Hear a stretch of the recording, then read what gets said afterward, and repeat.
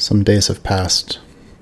It is the 20th day of autumn, and already the winter snows are coming down months ahead of when they normally would. The autumn crops do not look like they're doing well, but the winter crops are looking hardy.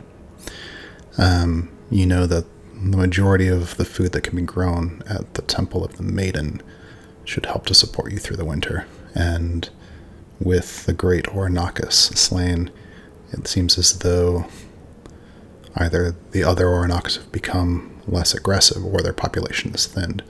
The roads are safer now, safe enough that some of the villagers from Shepherd's End, under Vithedrian's instruction, have made the journey toward the Temple of the Maiden to begin farming.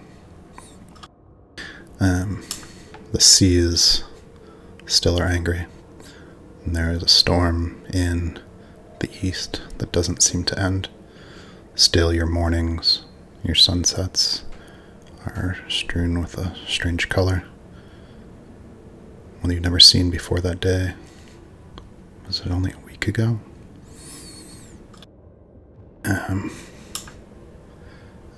Vithedrian is healing well, but he strained himself a bit during the battle, so he'll need at least a few more days to rest and recover.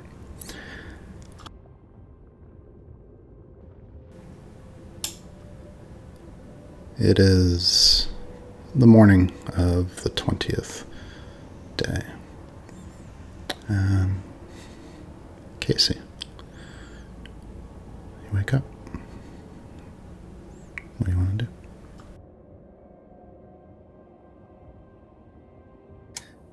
Casey wakes up in kind of a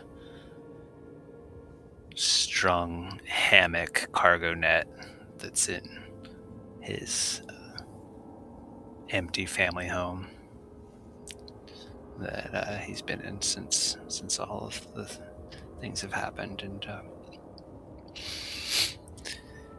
he kicks his legs over the edge and says, "Another day in paradise."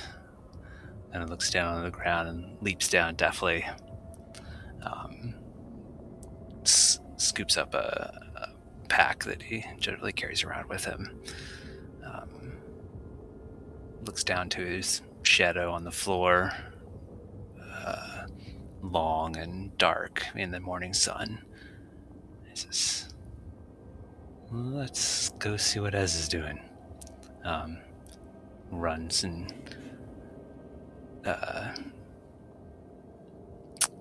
skips out the door and is off to Esmond's shop. As you head out into the streets, you can see that some of the workers on the wall have extended into their section, and it shouldn't be too long until the wall completely encompasses the town and all the fixtures are in place. What's Salinger up to this morning?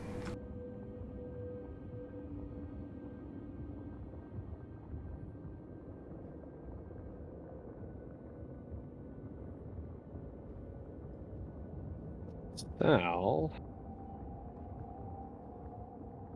I think Sal in his room at the Wanderlust has set up something akin to a display case with the gauntlet,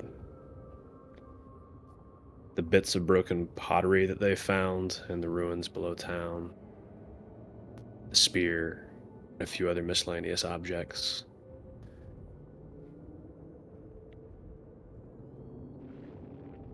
Considers them and then finishes writing some documentation about each of them, packs them up in his little notebook, and then heads downstairs to join for the normal morning routine with the extended family that's been collected at the Wanderlust for a big old breakfast. Yeah, there's the smell of cooking food, bunnies and satyrs. You catch a glimpse of an old turtle. Must have gotten breakfast early, already on his way out the door, very slowly. Aurea, what's she up to?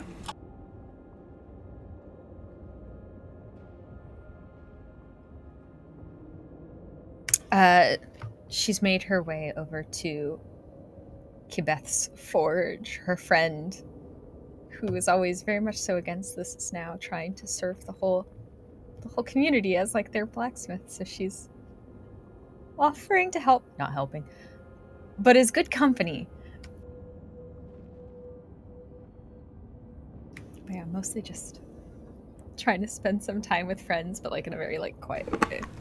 Yeah, what does Araya see and hear and smell as she reaches the forge?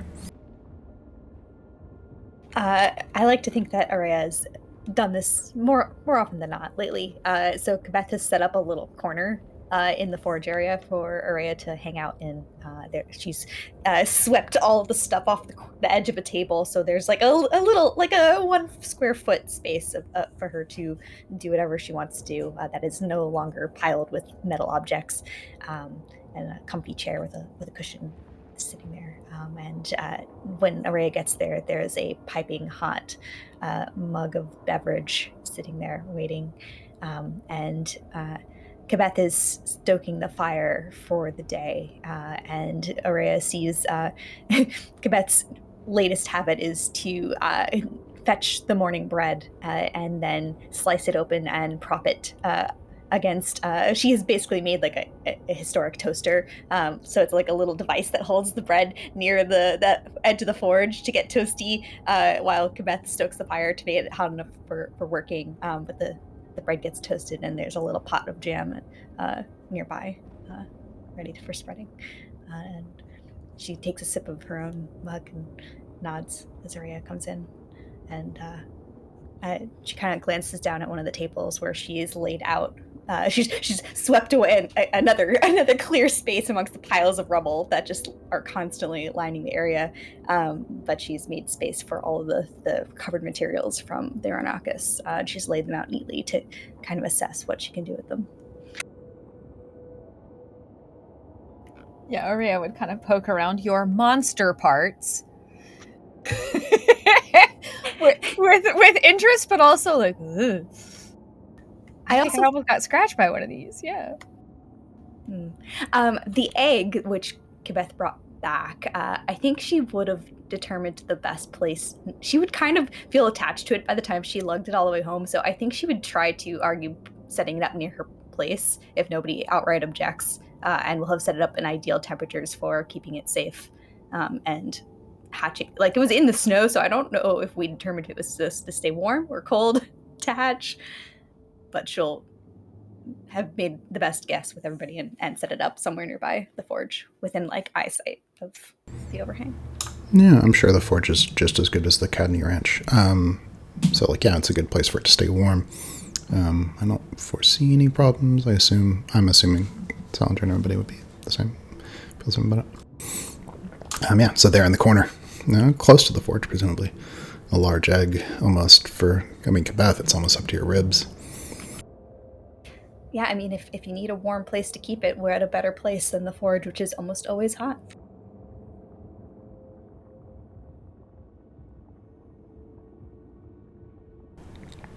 Yeah, well, taking a glance down the road, a few streets down, you see Casey run across the street, heading towards the Clockwork Heart. Ava, what you doing? Ava wakes up early as typical. There used to be a lot of darkness even when she first woke, but I guess lately it's been getting a little bit brighter, a little bit earlier every morning. But she's still up well before Lily makes her way downstairs after getting ready and picks up her small breakfast and lunch that she takes with her and heads out. Lily is asleep. Winslow, I guess, who never really sleeps, technically, makes her way across to the Physiker's office, where she goes inside and checks on the schedule to see if anybody is going to be coming by and what house calls she might be making that day.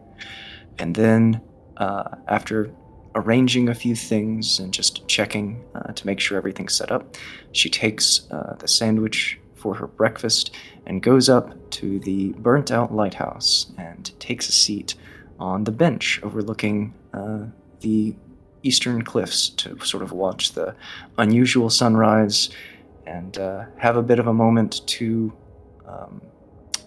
just sort of think and reflect peacefully for herself, and eating her breakfast there. Mm-hmm. Sounds good. Just because also, I don't know if we haven't talked about Winslow much.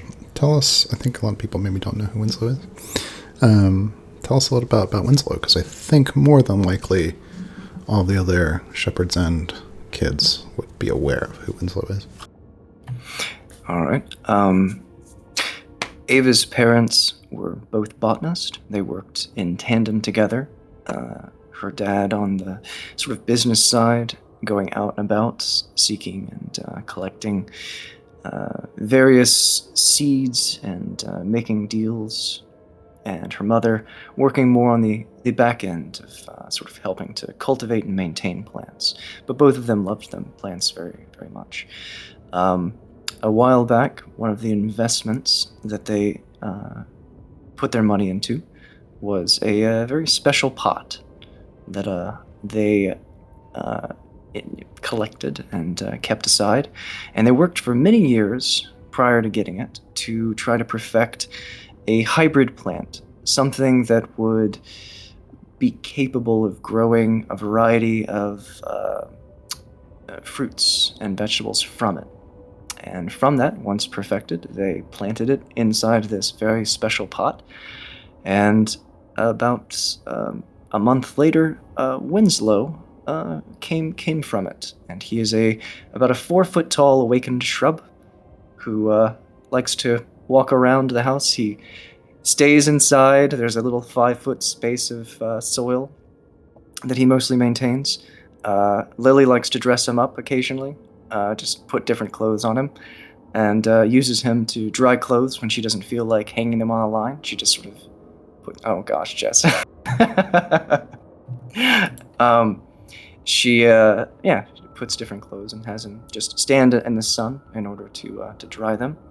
He will grow very slowly, typically like one piece of fruit at a time.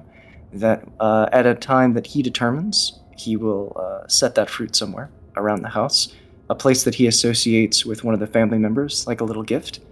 Plucking that would be very, very rude. He is mostly house trained, but occasionally has small accidents where little berries have to be cleaned up. But for the most part, he's just very, very pleasant plant friend. One more thing, I suppose, that was important.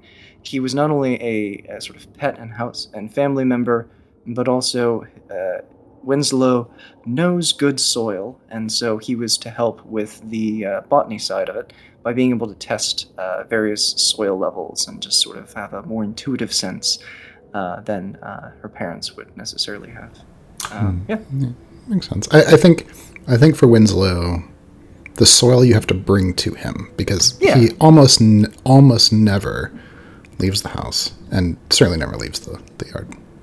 Yeah, he's very much a homebody. So he just basically moves back and forth from being in the house to a few spaces outside that he likes.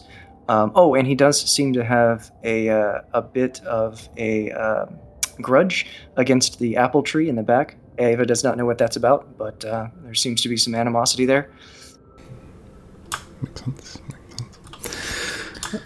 Chris, you killed my dad, but you let the talking plant live? He doesn't talk. He's very Just quiet. Thanks. Yeah. His existence says enough. Esmond perhaps is reflecting for just a moment on the horrible irony of that situation when knock at the door.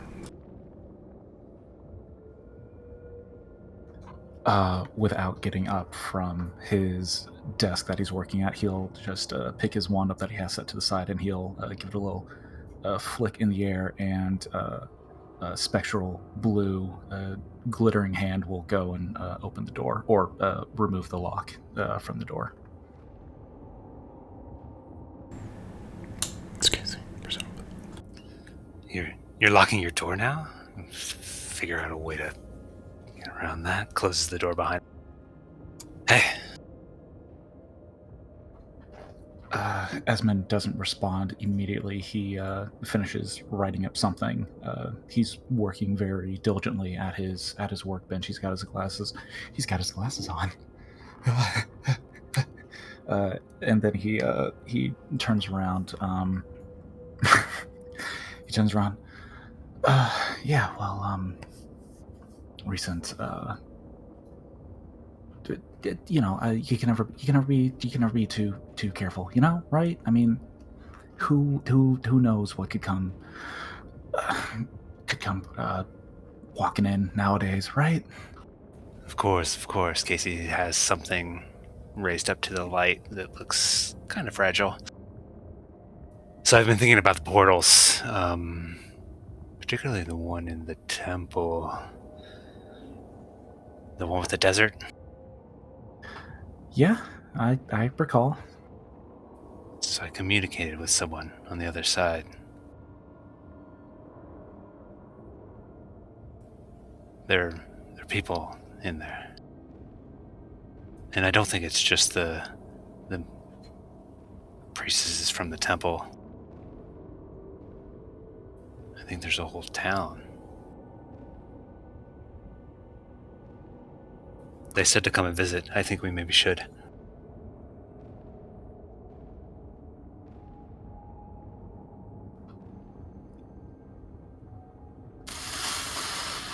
Yeah, okay.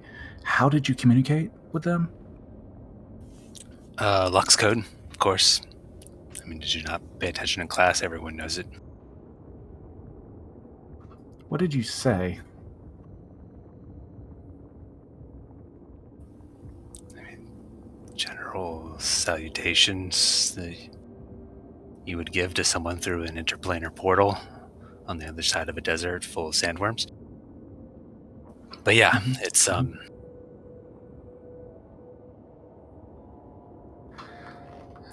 Well, that's I mean, if Araya's people went anywhere, it would be to them.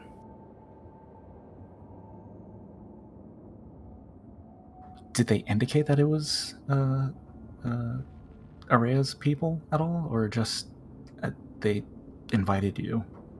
No, like I said, it didn't seem like the priestesses. Seemed like someone from that place, you know. But they did invite us. Said all were welcome.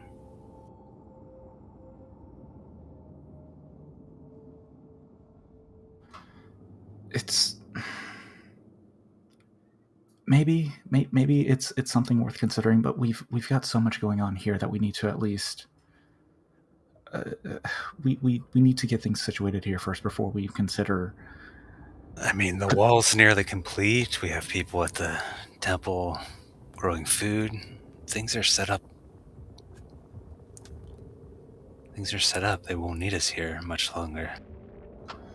Things are set up until things won't be set up entirely until we can get that one portal where the Aranakis creatures were coming from before, and I can't do that until we can get to the sunken ship and hopefully find the materials that I need to complete the device to permanent close it. You don't think we can close it on our own? Because we were really close last time. I think we could. It just...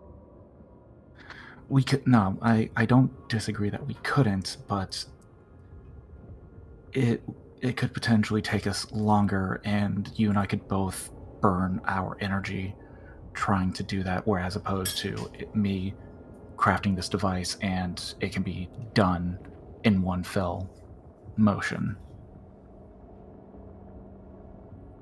I just think it would be...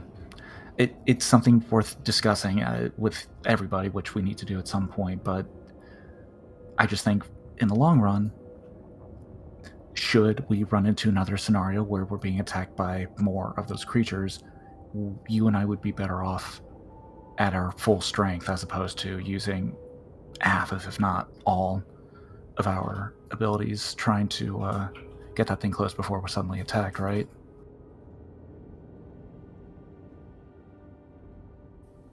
Yeah, I suppose so. So this device you're making, he kind of walks over to the table that Esmond's at, looks at a few of the pieces. It is a mess on the workbench. There are sporadic notes on various sheets, completely disorganized on one side of it, and on the wall behind it, there are various blueprints of what appear to be automatons from the town that you would recognize, but then hidden behind some of them is one that you don't recognize, and then to the right of that is more blueprints, more detailed blueprints that match the design of the device that we were just discussing. I'm going to assume somewhere in this workshop there's like a sheet strewn across a table. And stuff under it. Yes. That looks suspiciously like a corpse. Casey kind of, eyes these things that were just described in. So it kind of sounds like you're making lightning dynamite. It's not. Not exactly. Dynamite is a one-time use. What I'm hoping to do is be able to create a device that can be charged and release a huge amount of electrical energy, enough to shut the portal for good, and then also could be used again should another portal open up suddenly. But that's something that you can just do. You don't need a device for that. The idea is the device can be charged to hold greater amounts of energy than either of us would be able to release in one burst of energy. It's the idea is that once I can get the materials I need, it would be stable enough to hold energy that I can put into it. That could then be released upon my interaction with it, or my setting of a timer, so to speak. As Esmond's talking, Casey is kind of wandering around the shop and wanders over to the door, and it sounds awesome, but don't sell yourself short, my friend. You're stronger than you know. And just let me know what you need. I'll be sure to get it. And he skips out the door.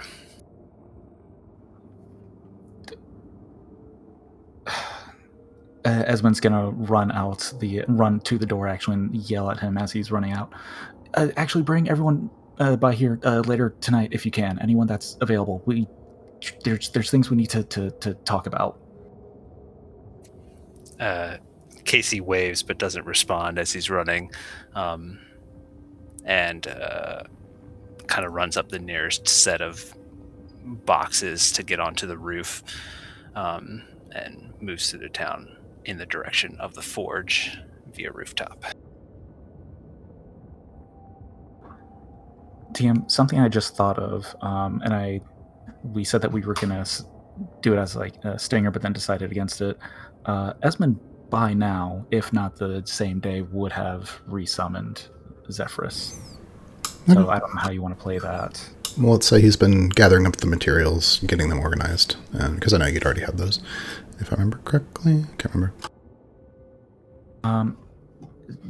Just confirm for me how a ritual spell. If I cast a spell as a ritual, do I still need the materials, or does it just not use the spell slot? You still need the materials, but not the spell slot.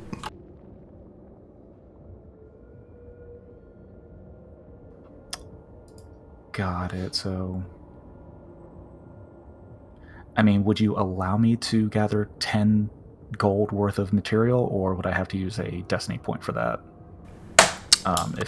If I need to do it over a course of several days to gather the material. I think for the purposes of this, we can say this first one's free. You already got the materials. You're a very generous DM. But we want to do the scene where you do that. I'll go and do it after O leaves the workshop. Actually, Okay. Yeah, you see go running through the town. He runs up the side of one of the slanted roofs, and you see him bounding around on rooftops on the way to Cabeth's Forge.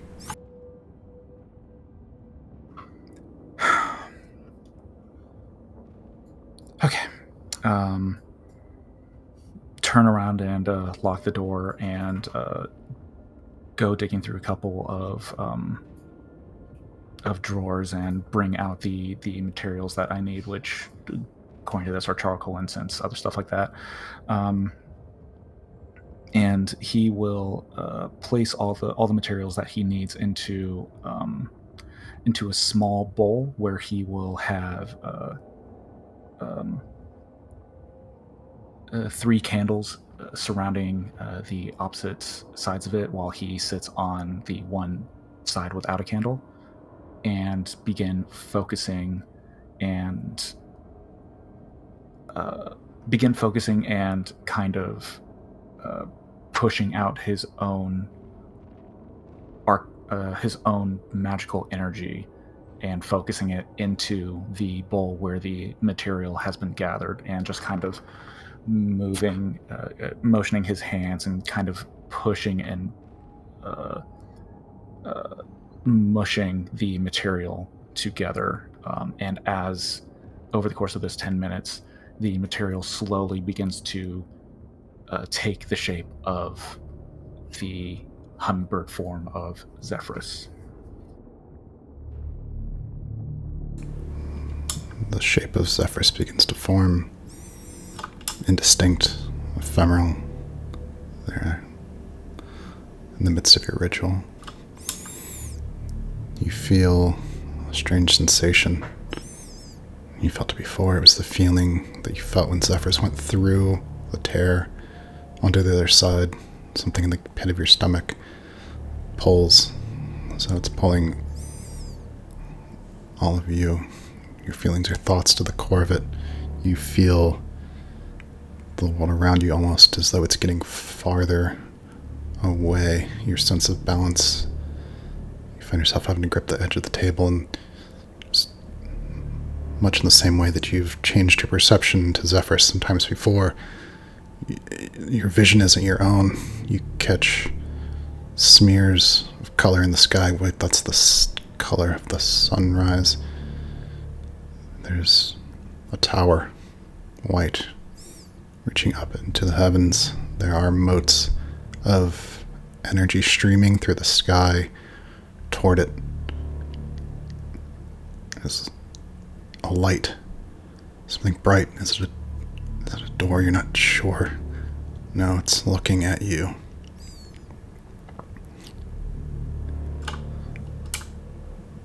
Casey. You bound across the rooftops. You hear the hammering in the forge. You hear the voices of Cabeth and Rand. As Casey's running across the roof, he seems to be in a foot race with his own shadow, running and jumping.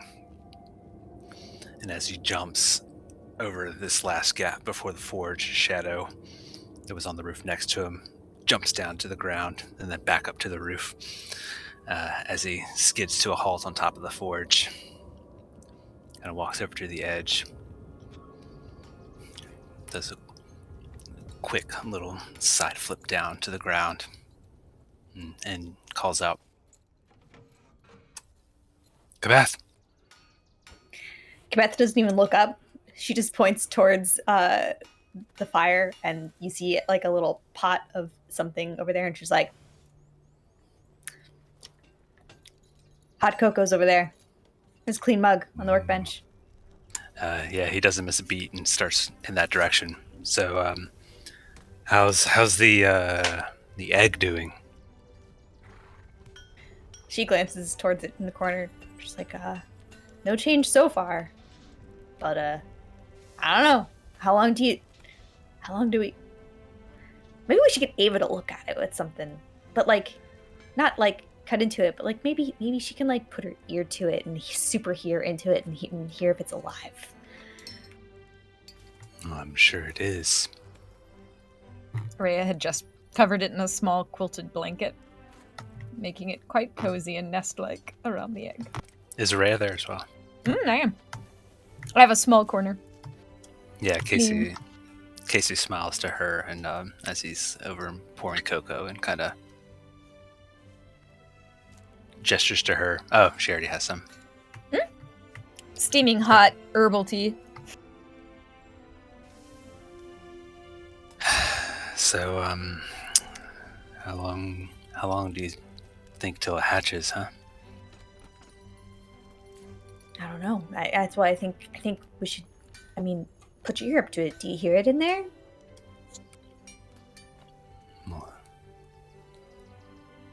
Okay. And Casey runs over to the egg and holds his ear up to it. Press your ear. It's warm. There's a little sound. Dum dum. A little heartbeat. I think I heard it. Yep. Mm-hmm. Yeah, it's definitely in there.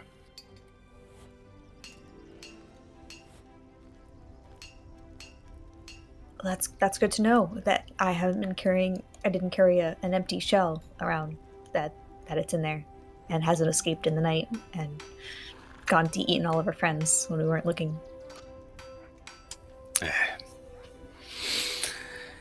Casey steps back a bit and says, This one will probably be big enough to ride, too. Should we be watching it at night? What if it hatches at night? Oh, we should probably... I mean, I think Sal would know. He's got more experience. And you guys have made plans to meet at the forge to discuss the fate of the egg. And it's getting about that time.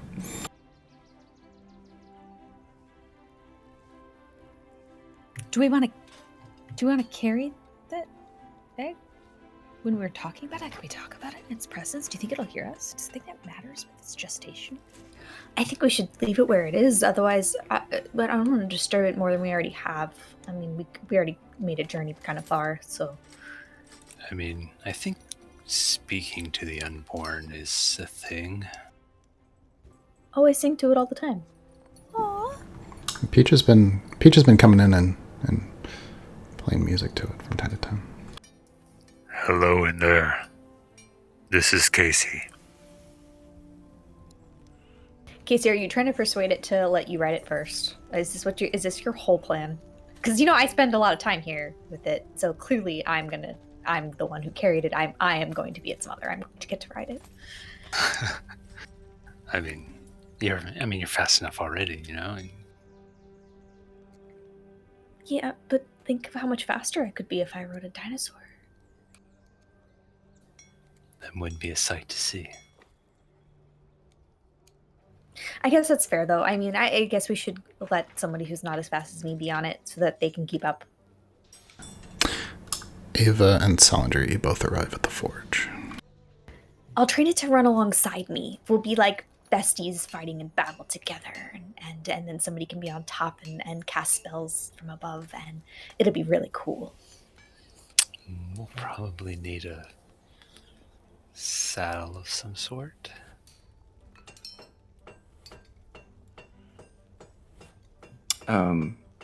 If Sean would be open to it. At some point, let's say the preceding day, if Sal had the time for it, Ava would have asked to do a small bit of sparring, and with Sal. He's a good partner to say. He's a much bigger opponent, and he doesn't usually hurt people. Do you want to say you guys have that planned for today, so you can do that scene? Okay, that's fine. In that case, she's just walking in and into the furnace area. Forge, couldn't think of the word. As they're walking into the forge area, she's just sort of talking to him about it. Like, so yeah, I think that I want to try to practice. I mean, it's not going to hurt. It should be like unpleasant, but you should be fine, I think, afterwards. It just lasts a few seconds. Anyway. Kibeth has stopped hammering as soon as they walk in because she doesn't want to be too loud for Ava. Oh, that's so kind. Casey has What do you also mean, stopped, Ash? but he's listening to the conversation. What do you mean I should be fine?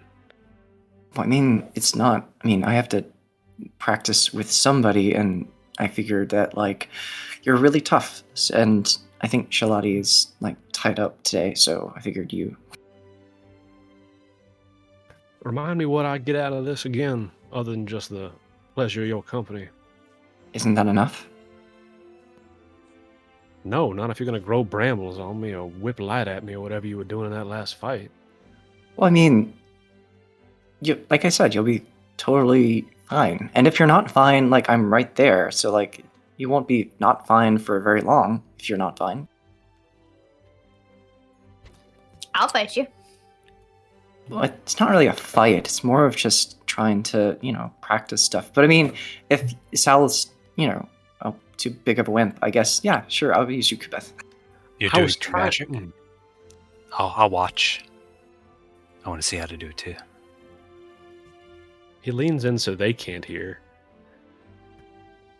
I was just trying to get a little bit more of that ogre moss. I used it on the last fight, and I didn't even get to hit anything. Oh, yeah, I don't have very much, but I can definitely, I can get some more. I have some. Remind me later, and I'll make sure that you can have another one. It's really limited. I don't know how to make it right now, so. And the people who did know aren't exactly around, so definitely use it sparingly. But she sort of nods. All right, and I get to take at least one swing. I mean, nothing I'm gonna do is gonna hurt. I'm telling you, it's gonna be fine. You can't just work on offense, Ava. You gotta work on defense, too. I guess you're right. Yeah.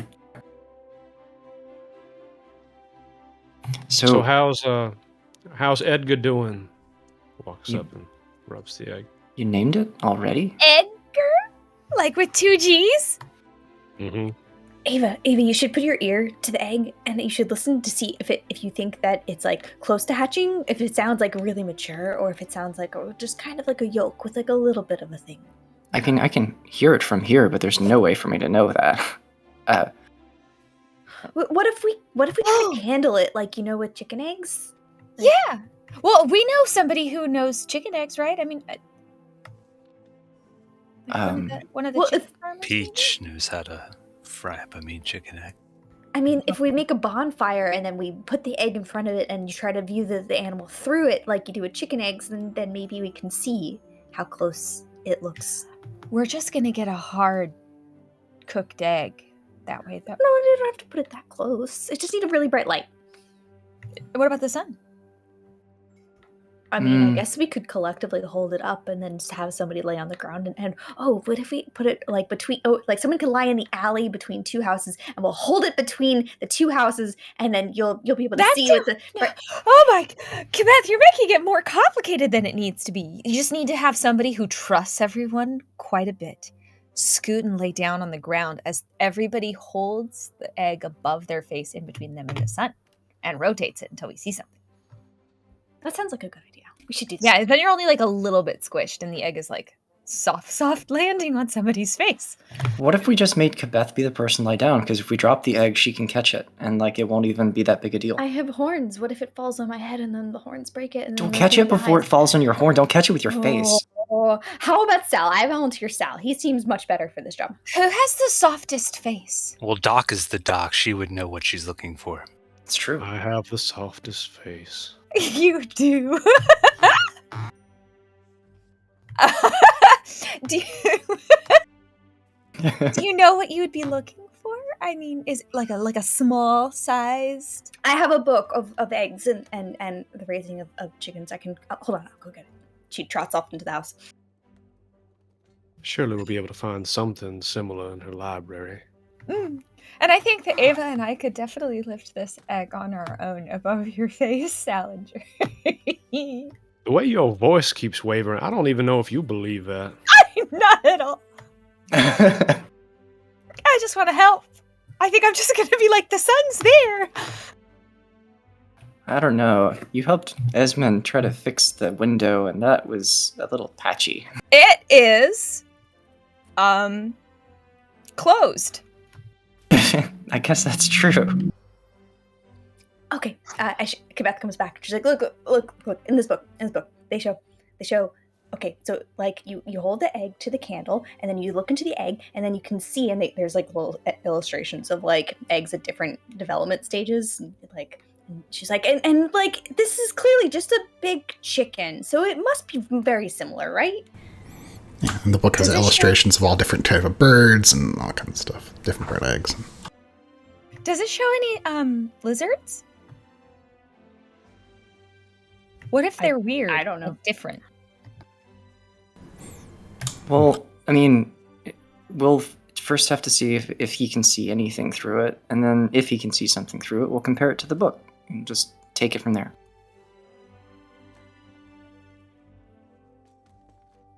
Anyway, what are we here for? Well, to decide if the egg is soon to be hatching, and then maybe make it a nest. Who is the best mom? Oh, Sal, obviously. But he's already raising like a toddler. Yeah, and that, like, just like with kids, the other kid, the older one, helps to raise the other.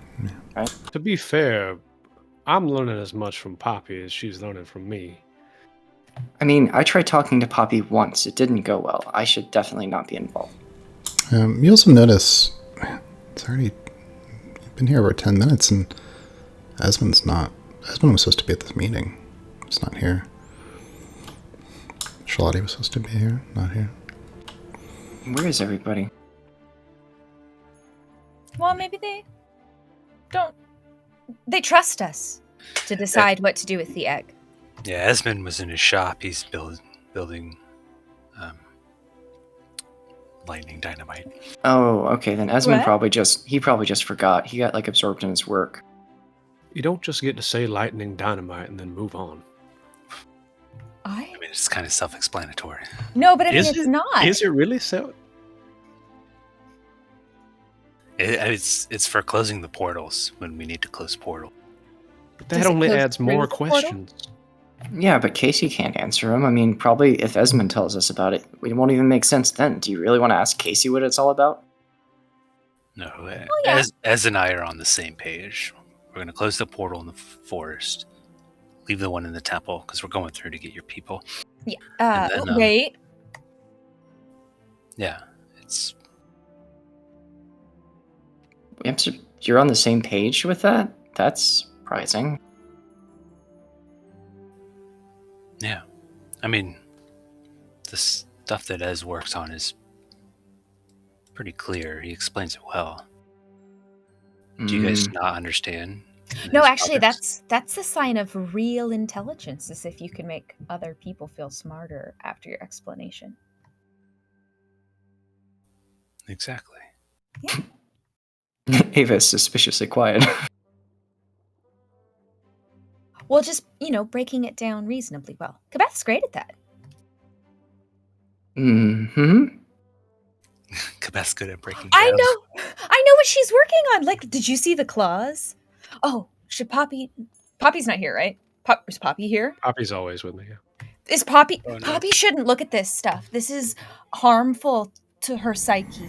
Poppy is what peeks her happens. head around the corner when she hears her name. No, Poppy, Poppy- don't. This is what happens when you try to kill us. You become fodder for my forge. Cold. But no, Poppy's fine. Poppy's safe. Probably. How's Poppy's manicure? Oh yeah. How are those claws growing back? It's only been like what, 3 days? No, a few weeks.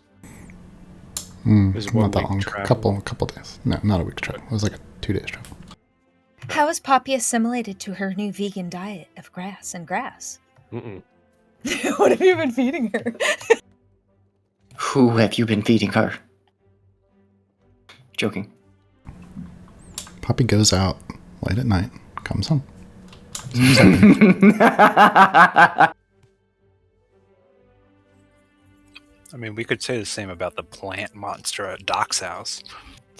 Winslow's not a monster. He's really nice. So Winslow is a delightful example of plant kind.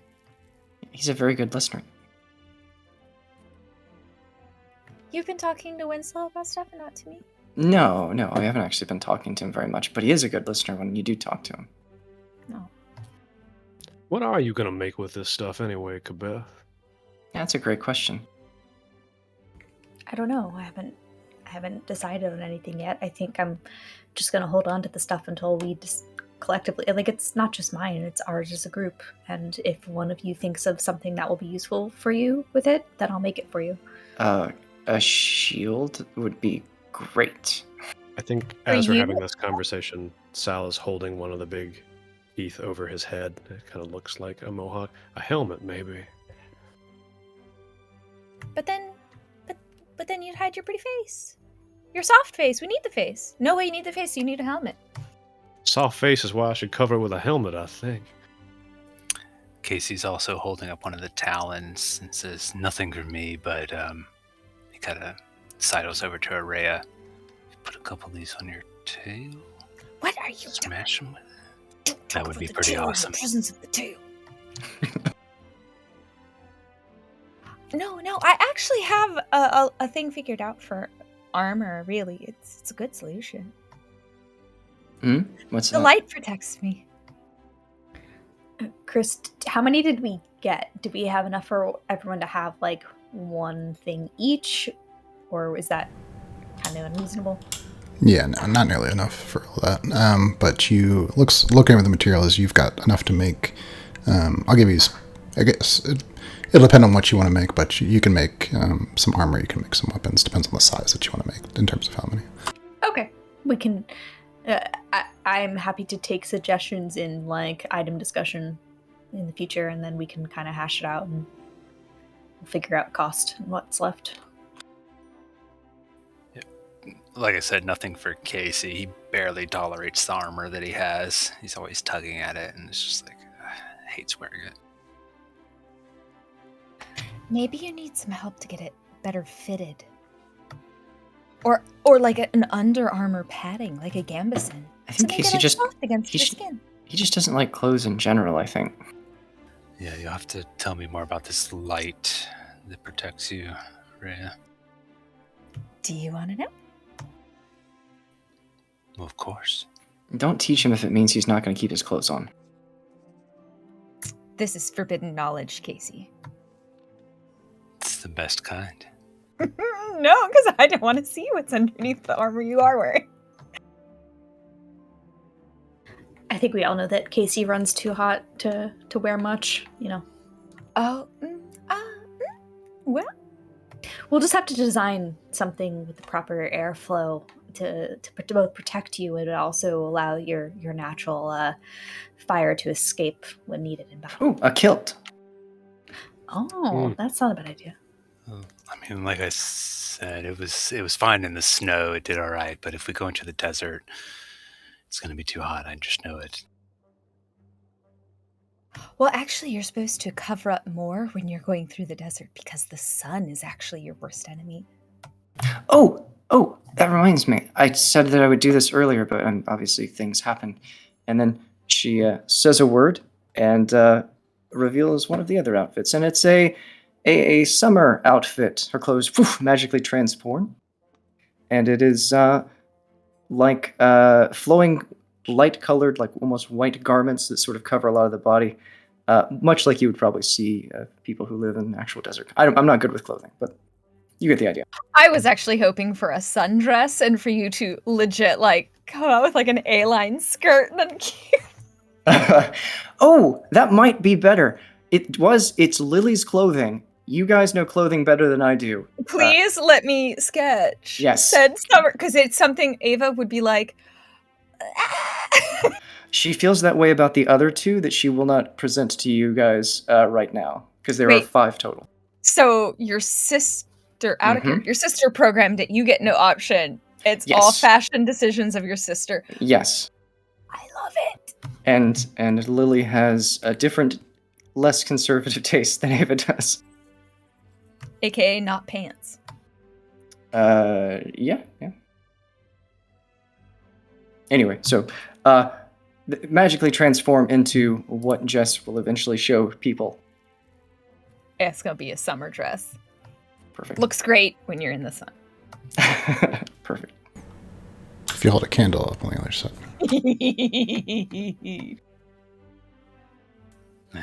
Perfect outfit to praise the sun in. Oh, too soon. It's all been a few thousand years.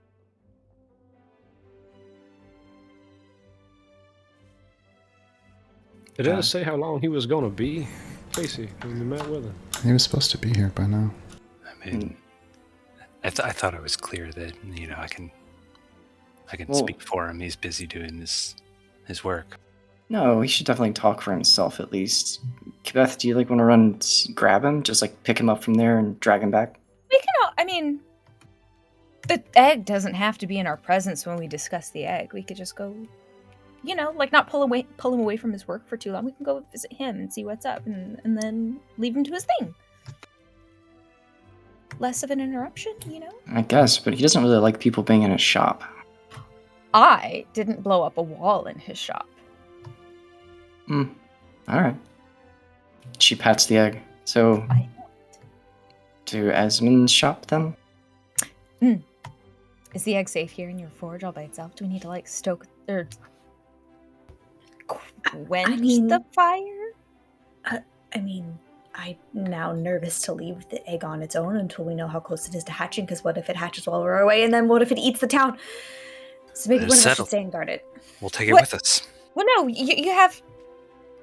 Shaw's brother has been helping you in the fort. Help watch the egg? He is out running errands for you right now. But what if he's in? What if it hatches while we're away, and then it eats him, and then we're responsible, and Charlotte will never forgive us, and I would. I'm uncomfortable with that. Oh, okay. Well, then we'll take the. I'll just wrap it up. I'll just wrap it up, and we'll take it to go. Yeah.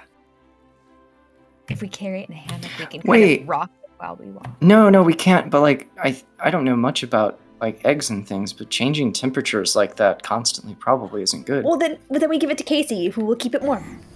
You can definitely carry the egg, just as a note. It's 40 pounds. Snuggle that. I'll carry the egg. Yeah, Casey's naturally warm, and then you can just maintain the temperature with your natural body heat.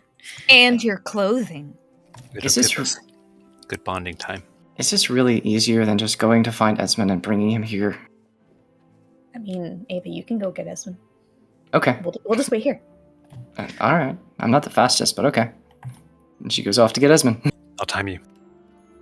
Oh, she picks up the pace. You hear Puppy climb up on the roof. Ava, you... it doesn't take too long. I think it's 10 minutes. Sprinting through the streets. Slow down there. Was that the portal? Yes. You reach the Clockwork Heart. Okay. She comes she comes what she expects to be bursting through the door, but instead finds it locked at high speed. So she bounces into the door and falls backwards. A little flummoxed. Probably her head definitely hurting. So if anyone is inside, they hear a very loud crash at the door. Yeah. Boom! You hit that door pretty hard. The wood shakes. Bits of loose soil kind of fall from the green rooftop. It passes. Usually that's about how long it takes for Esmond to answer the door. No answer. If anyone's on the other side listening, they would hear, "Ow! Esmond, you locked the door?" She gets up to her feet and sort of brushes herself off. Takes in a deep breath, having the wind knocked out of her just a little bit. Sort of touches her face and sort of winces a small bit, realizing it's probably going to be a bruise unless she does something about it. And tries the handle again and knocks on the door. "Esmond!" No answer. Do you know something strange? Esmond must have a lot of candles going. There's a light coming from under the door. Is the lock a latch that can be moved, or is it like a lock, like a door you'd have to pick? There's probably just like a little latch on the other side of it. Okay. Familiar with this space, she sort of growing just a little bit concerned, trying to wonder why he's not responding and why he would leave things burning in his shop. She concentrates and, provided you allow it, through the door, seeing the little latch in a small space, kind of uses, flips it out so that it unlocks to allow her entry.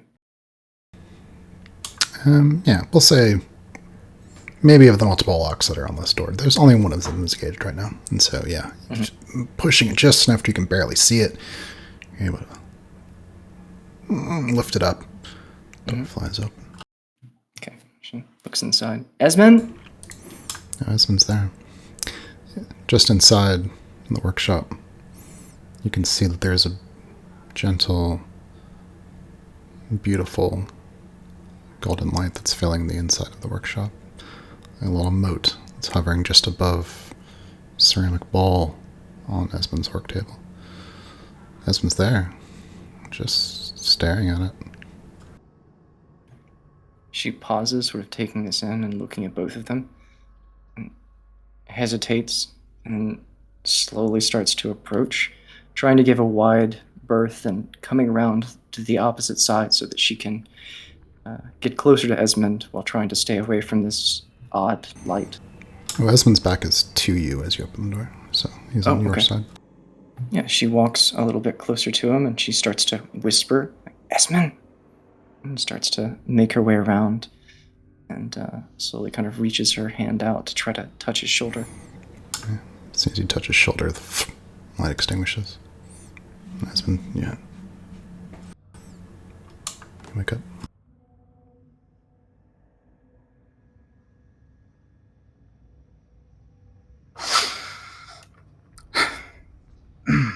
Esmond? Zephyrus, where you at? There's smoke curling out of the ball. No Zephyrus.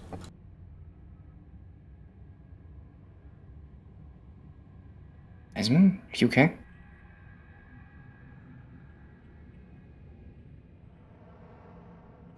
You're freaking me out. Say something. I'm here. I'm here.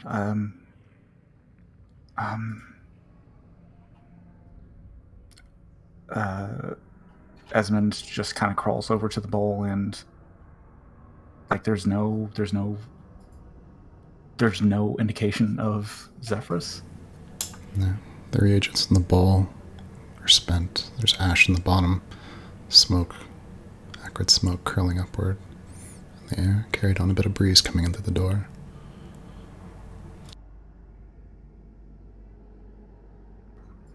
Do I have any recollection of what I saw? Did anything else happen?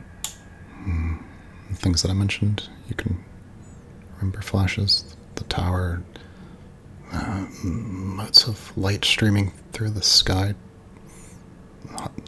Hundreds of them. All converging on the tower. And something, a light. It wasn't a light. And it saw you.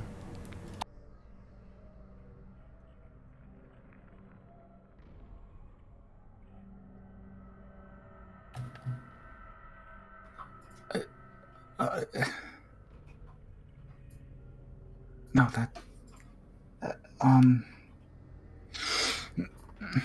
Doc. What time is it? How long have I been out? I mean, I don't know. When did you start this? Casey came by. Chris, just insert the amount of time after Casey left him. Yeah, it must have been 20 minutes, but that can't be right. Yeah, it's been like Casey came by like maybe 20 minutes ago total. Like he came by and then I came to get you. So I don't know. He said so the most you're doing something is like 20 minutes. No, it should have been I've timed it out roughly. It should have been 10 minutes, give or take. It didn't work. Something happened. Is it an experiment? What didn't work? Zephyrus. I was calling Zephyrus back from wherever he is, but Husband, roll investigation.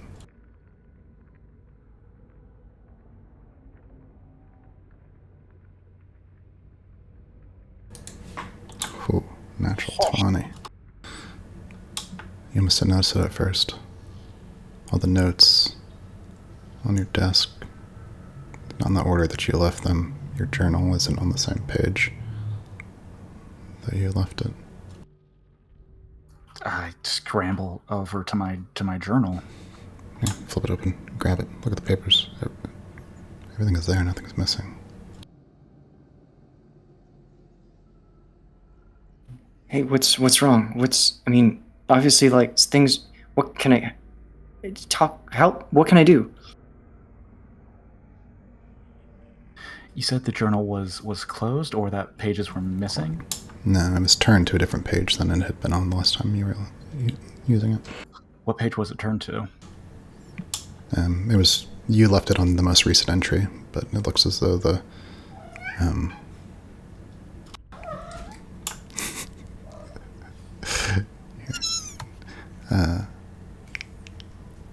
yeah, the bookmark that you leave in it. It's outside of the journal.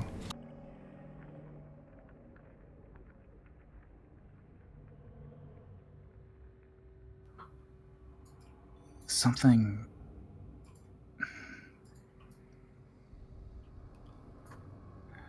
Is there any indication that somebody or someone was in here during the time I was performing that ritual? Well, while you're performing the ritual, you didn't notice anything like that? Well, sorry. Does it appear that somebody has been in here in the time between when I started and when I was woken up? Well, with that natural 20 investigation, I'm going to say on one of the newer sets of notes you were taking, there's a smudge in the ink and a fingerprint. As though your most freshly written notes, somebody touched the page and the ink wasn't fully dry yet. It's a humanoid fingerprint? Mm-hmm.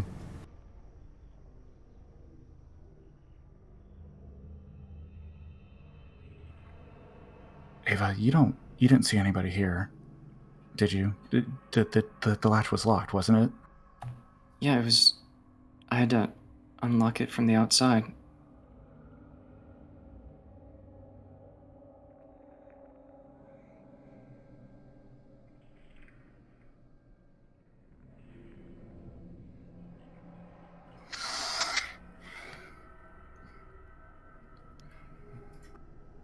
Okay, just walk me through. So you're trying to call him back, and typically, I don't know if you've done it before, but the spell just didn't work. It sounds like if you've done it before, then I don't know. But if you've never done it before, maybe the spell was just wrong. I mean, I've gotten spells wrong while trying to work through them. No, I've done it once before. It's how I was able to summon Zephyrus in the first place. Something was different about it, though. It was a similar sensation I felt at the time when I lost my connection to him. When you sent him through the portal? It was not when I sent him through the portal. When the portal closed, right before it did, I lost my connection to him. But I had that same sensation when performing the ritual to summon him just now, again. But there was more. Ava grabs a sheet of paper, something that's sort of blank on there, and tells him to start writing it down. It might be like a dream. Write it down so you don't forget it. he takes the page and he starts writing it down. But as he's writing, he continues. It wasn't a dream. It was a sensation, a vision, sight through Zephyrus's eyes. Maybe it was. There was a tower surrounded by hundreds of white motes of light, and then there was a door that manifested or something. It felt as though it was looking at me, and then and then you woke me up. There's one impression distinct that you were left with, though, from what you saw, Esmond. The light. It's without a doubt the most beautiful thing you've ever seen. It was...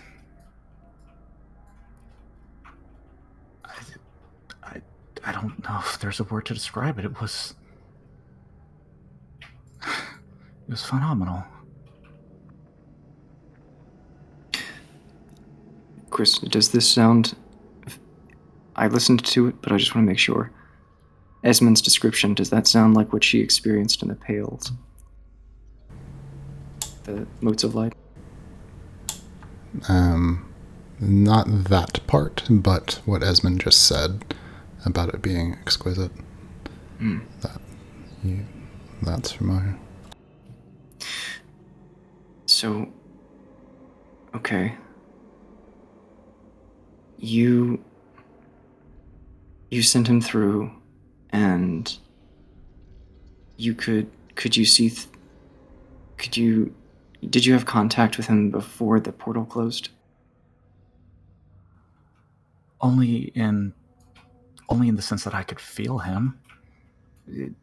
Wherever that portal led, it was disconnected from our plane.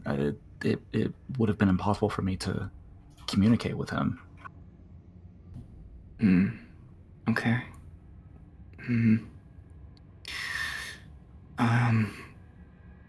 I don't know. Is there anything... I don't want to keep... If you need some time, then you can take it, but the others, we're supposed to meet up with them. Maybe they should hear some of the stuff too, and we can think about it on the way over, but like, if you want to take a second, I can go ahead and sort of tell them, but, or not, you can come with, I don't know, whatever is helpful for you.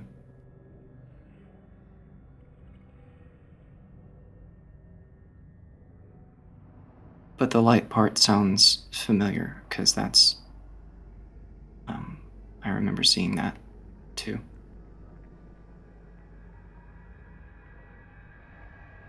In the dead space.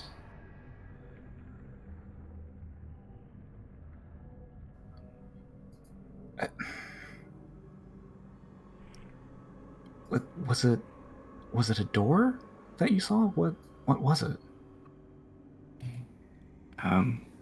Correct me if I get this wrong, Chris. I think it's hard to remember some of it. Seifert might do a better job. It was pretty difficult for me, but I think there were different beams of light, and I think all of them were a door in some way. One distinction, Sorry. the light that approached, the one that when you saw it, you can't remember what it looks like, but you remember emotions welling up inside you. Oh, I thought that was terrifying. I didn't know that was beautiful. It's both. Oh. It was terrifying. It was beautiful. It felt like falling in love. It felt like dying. It felt like being afraid.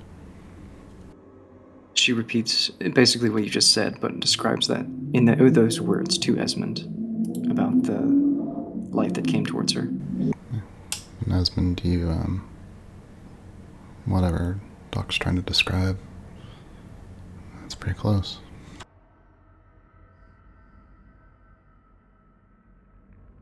I think that it was called Silas.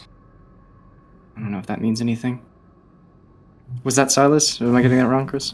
That's well, I guess you wouldn't. I mean, I don't know if you would. I don't think Ava would be left with that impression. Oh, okay. I thought that that's what the sister told us. I thought that's what that was. I'm confusing things. Didn't she say it was the Angel of Doors? Isn't that what she called it? Yeah. Remind me out of character. Yeah, out of character. Yeah, because Ava was present for that part. Tala said that Silas called the thing that you saw the Angel of Doors. Okay, perfect. Without mentioning Silas, because she doesn't know that name, I don't think, but she repeats that information. Angel of Doors. I can't think of anything that it's connected to. I don't remember. I mean, maybe Beth has some books on it. Maybe there's some in town, but there aren't a lot of experts in history around anymore, so. And I don't know what it means. Are you good? Can we walk a little? I think the others are waiting, and...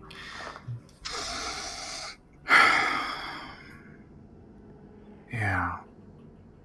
And Esmond starts walking around the shop, and he grabs his satchel and starts putting things away. He pulls out a specific scroll from one of the workbenches. One particular scroll that you recognize came from the temple, and he stows that away in his satchel as well. Turning back to you, Angel of Doors. If that motherfucker has my bird, I'm going to destroy it. It was... Wait, I guess before we go, why did you keep asking me if you thought someone was in here? Like I said, it was locked, but... He pulls his notebook from the satchel and opens it to the page with the fingerprint on it. That wasn't there before I began my ritual.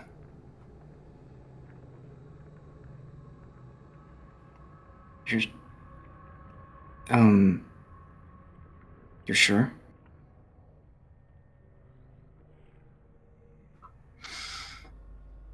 Somebody came into my workshop while I was performing that spell, left an imprint on my items, and kept me from retrieving my bird.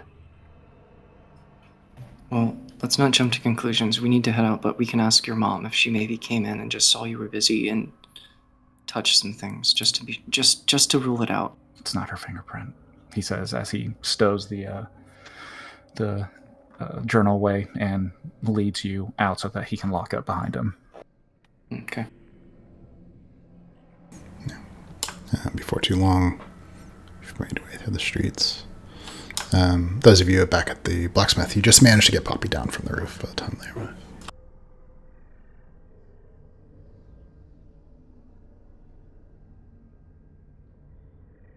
Poppy, you have to be a good older sister and really teach this egg everything, and that's not about climbing on roofs. You could get hurt. I imagine Poppy's like in Sal's arms like a baby, little tail.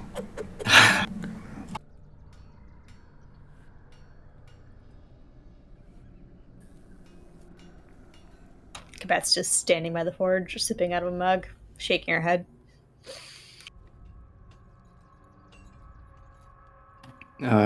As they approach, I guess Ava will say to Casey, be like, this definitely doesn't count for my time. We had some stuff happen at his shop. Is there another hole in the wall? Wait, how did the first hole in the wall get? Nobody's told me about that. Experiments. Oh, I see. You should be more careful. She looks at us. What happened?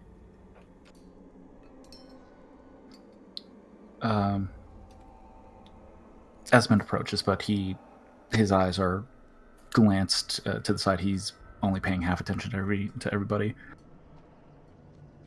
Kibeth shoves a mug of cocoa into his hands.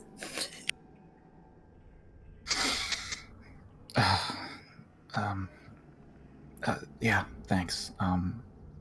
He kind of just sets it to the side and finds a spot to sit, kind of on the outer edge of the forge area, kind of furthest away from the fire. So, what is it that we need to figure out? Well, so you see in this book that I have on raising birds, and I was thinking, well, this egg is also an egg like bird eggs, even though it's a different kind of animal. It could be the same kind of egg, but like different on the inside, but like like similar. And then like you can do this thing with the eggs of birds and stuff, where you hold it up to a really bright candle light, and then you can see how far developed the egg is in the process of hatching, and then we can try to maybe, I don't know, we were thinking we could hold up the egg to the sun, or a really bright light that's not too hot, like a bonfire that'll just cook it if we get it too close, and then maybe we could guess when the creature's gonna come out, so that way I can sleep easily at night and not sleep by the fire.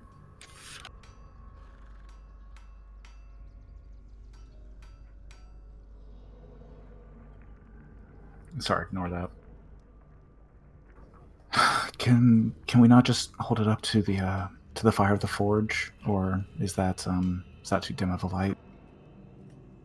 Well, I mean, that should definitely, in a dark space, that would probably work. I mean, it burns white hot. It's probably, in some ways, I mean, even brighter than the sun. Yeah, you would want to do that at night, but yeah. Mm-hmm.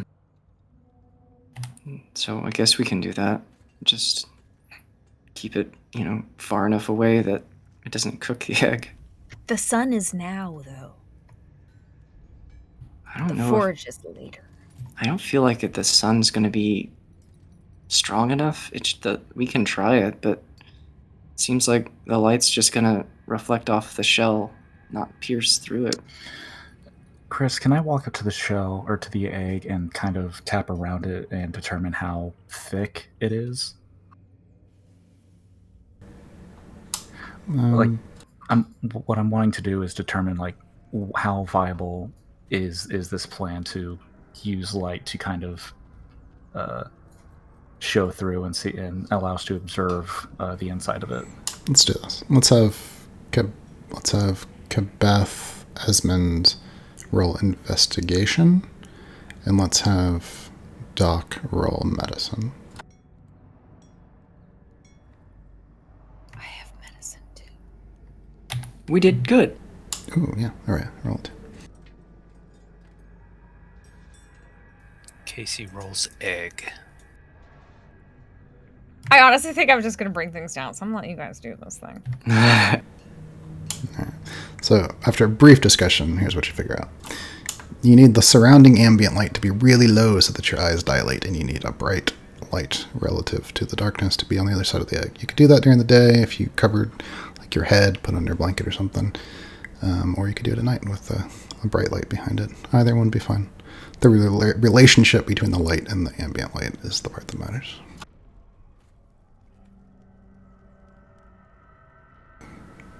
And of course, the thickness of the shell certainly matters, but a couple taps and you realize, okay, yeah, it's thicker than a chicken egg for sure, but maybe not so thick that this wouldn't work. Is it a bright sunny day? It is. The days are long. The sun stays in the north. Circling on the horizon, dipping down for a while.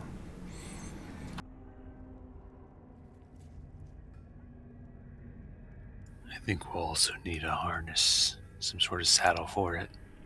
It's not that heavy.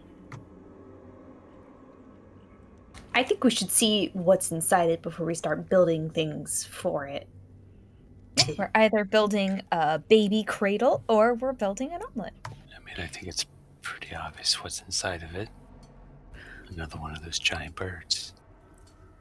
Why don't we use? So it's early in the day. Why don't we try to look through it today with the sun? And if it doesn't work, then we'll build up the fire tonight and do it at night. Yeah, let's just do that. Let's get started. I'm gonna expedite you through this part a little bit. Thank you. Yeah. So you take essentially a big blanket, and you have who wants to be the guinea pig? Well, Sal's going underneath, and Ava and I, along with somebody who's significantly stronger, is going to hold it up. Yeah, Sal has the softest face, we've determined. Yes, Sal has the softest face. All right, sounds good. Yeah. So you get this blanket. Salinger spends some time, eyes closed, getting used to the dark. Head all covered up, because several layers of blanket just over his head. And then after a while, you put the blanket over the egg and over Sal, nice and thick. No light's getting in there. It's so dark in there. It's sweaty. So now it's winter. It's not too bad. It's actually really comfortable. It's nice. Not too bad. A little muggy after a while though. It gets humid. And then you guys have a hole ready on the other side of the blanket on that side of the egg, and you open it up, and a pinkish light starts to spread into your vision. So the shell is thicker, and there's a mass inside that's it's not as easy as, say, a chicken egg, but what you do, you see the claws, you see the curve of the spine, and it's all curled up like a little fetus, and in there is, you can tell that it's going to be, right when it hatches, it'll already be time and a half the size of Poppy already. And what percentage of the egg is this figure taking up? Pretty much all of it. It's like curled up in there. Oh. Yeah, because it's about hip height, right? The egg. All right. So based on the chicken chart, that's soon then. Okay. Well, I don't know much. We don't know. Yeah. What I would say is this: you discuss it for a minute, and based on the rolls that you guys did, 2 to 3 weeks. All right. Great. From inside the blankets, you just hear, "All right, I saw it. I can get out now. You move the egg out from on top of me." All right, now we test the softness of his Yes! face. We lower it just enough to like smoosh your nose. Just enough. Agreed. Yes, we do this. So soft. Whoa, whoa, whoa, whoa. Don't drop it. No, we never. That's what you're for. I'm not You're gonna squishy. drop it. Egbert is in safe hands. Egbert. That's like what he did. Yeah, Egbert. Yeah, I mean, so what do you think? Is it going to hatch soon? Do we have some time? Can I sleep easy at night? Do we have 24-hour guard? A couple weeks, maybe. I don't think you should have been stressing about it to begin with, honestly. I mean, what kind of creature comes straight out of an egg and able to just massacre a whole town? Well, first of all, it's me. Look at me. I mean, I know that I've relaxed a little bit and I've gotten really, really cool and I've got bigger arms now, but it's me. I stress about everything. This is not unusual. This is normal. This is a reasonable thing to stress about. Thank you. Lizard folk. So trying to set the egg down with everyone else.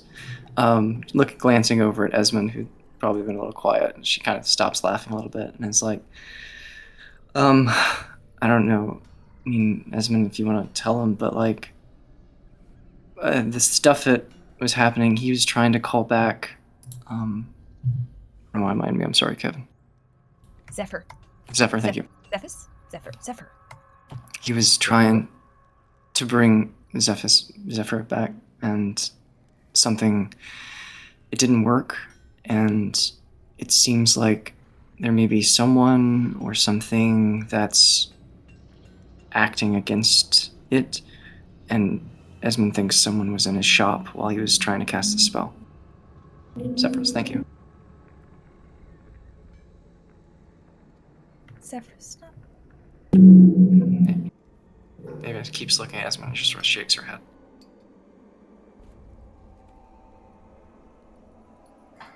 As you're saying this, any attention that's drawn to Esmond, he is clearly impatient, his arms folded, tapping his foot.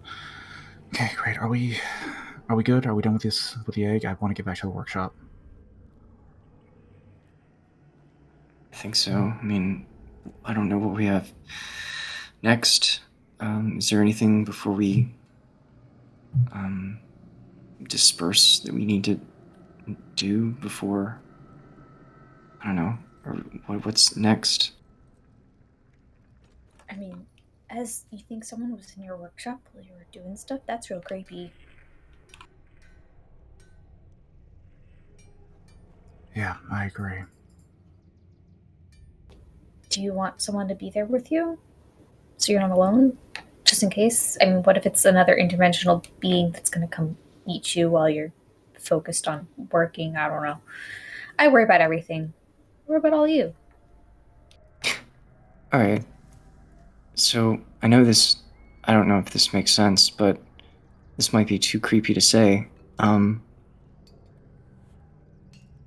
The portals that we saw that are open, if those are something that are the product of a thing that can think or control them, and we lost Zephyrus in a place where that thing exists, maybe when you tried to bring Zephyrus back, you got that thing's attention and it opened a portal in your shop.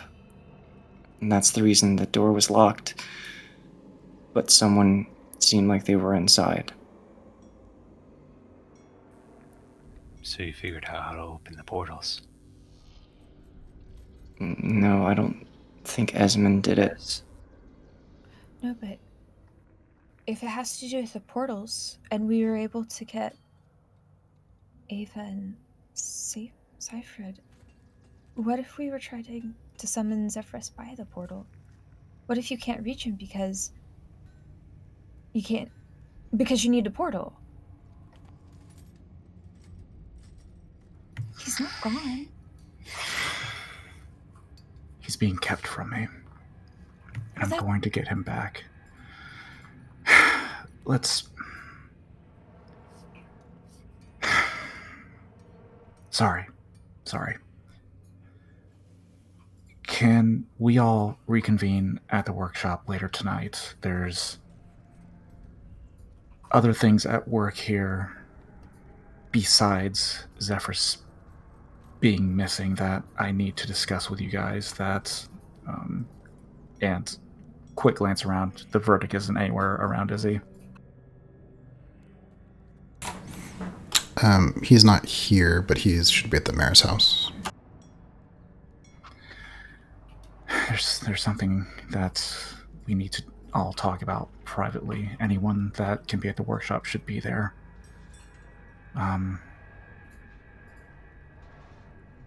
There's a lot that we need to go over.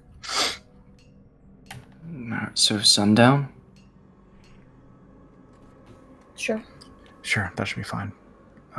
I'm gonna head back to the workshop. I'm gonna find my mom. I'll just everyone be there around sunset.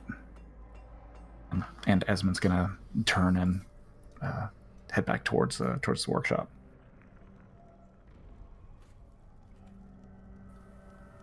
Fair enough. I'm gonna go check in on Shalati. See you guys later.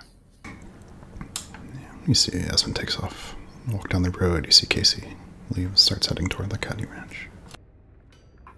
Beth takes the egg by herself and says, I'll get this settled back in at the shop.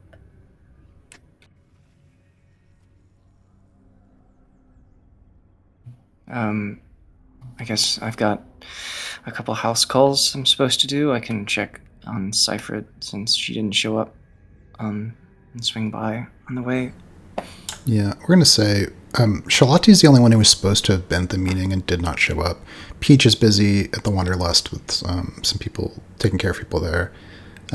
She came by in the morning, we'll say, and like sung to the egg a little bit. And like Seyfried's hopping with bunnies and stuff like that. So they're not missing. Okay.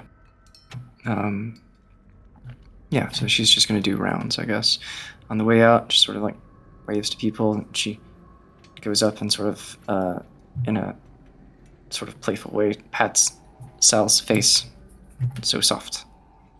Just jokingly. And then makes her way towards the, to do her rounds. All right. What's Araya up to?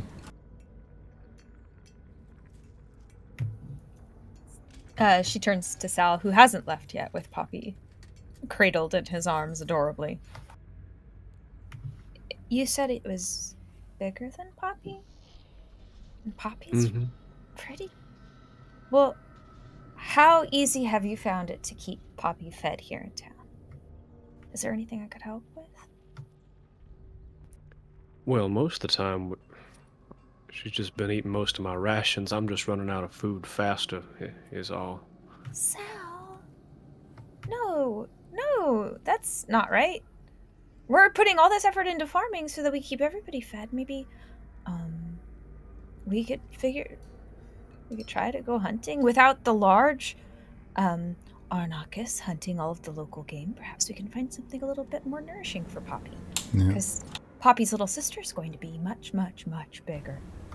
Yeah. Poppy won't eat vegetables, but you guys have a supply of fish that comes from the dock area, and she loves fish. Well, Aunt Yev was telling me about that big old tiger shark thing that Shalati dragged in. A couple more of those on the menu, and I think maybe both of Poppy and Egbert would be fine. You think you're sure of that? Well, no, I trust you. I'm not sure of anything anymore. You've been here the last month Wait, with us. no! Certainty seems overzealous in these times. I mean, just today, a random presence was in Ez's room, and he can't summon it. Nothing ever makes sense. Sun don't even work right. Seasons don't work right. I will never say I'm certain of anything. Maybe ever again. But maybe, do you want to do some research with me? Maybe there's mention of an old god that's like the angel. Did they say the angel of doors when they were talking about anything? They did, right? I remember. I will say that I tried to communicate information. I just didn't want to take Just that name. Yeah. Well, you know how much I love old stories. So yeah, definitely. Also, I wrote something up for you. That I want you to hold on to just for the time being. It's nothing overly complicated. It's just it's an approximation of a consignment agreement for that spear, just in case anything ever happens to me or it, that there's some sort of record that it was borrowed from Salois. Oh, kind of like Temple Library. Check card. Yeah, sort of. And now I could feel at least somewhat comfortable using it because I know there's some accountability behind it. Is if I threw that at a big old dinosaur, then we all died. I'd die of guilt before I died of my wounds. Well, I have her journal, so I can put it in there, and it feels right. I think Salois would understand, but I also don't think we would let you die of your wounds. I think, in the very least, we could run away limping. Yeah. Yeah. And then So we'd go Angel back Door, and get if this. you want to. Yes. I think, well, this doesn't seem like a person to you, right? And so maybe you were right about the Ornakis. There's wealth in these old stories. And maybe where the Ornakis came from, so too did somebody who's trying to mess with our friends. Maybe. Gods, angels, demons. Yeah. Not a very well documented subject so much in Lux.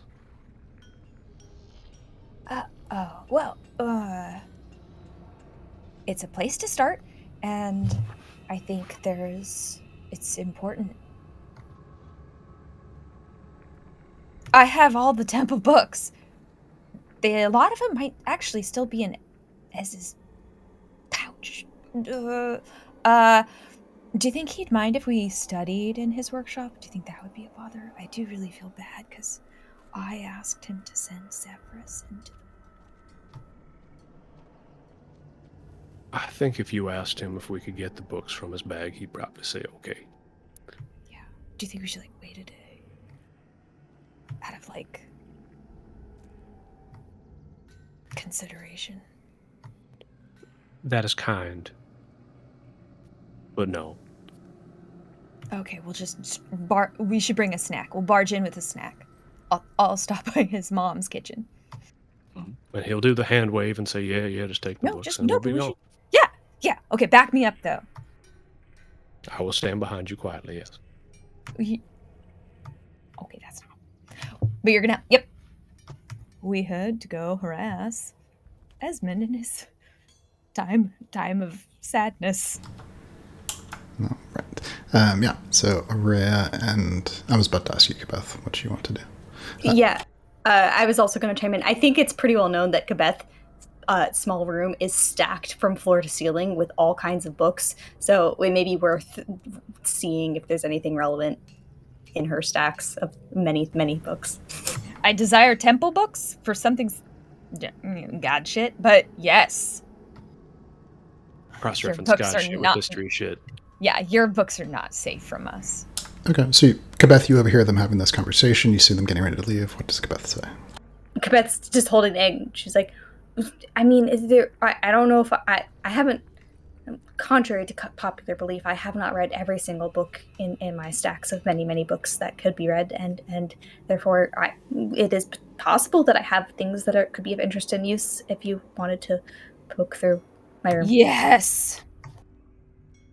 I mean, obviously I have books on raising birds, but there's plenty of other wide amount of different topics. And yeah, I just want to be helpful.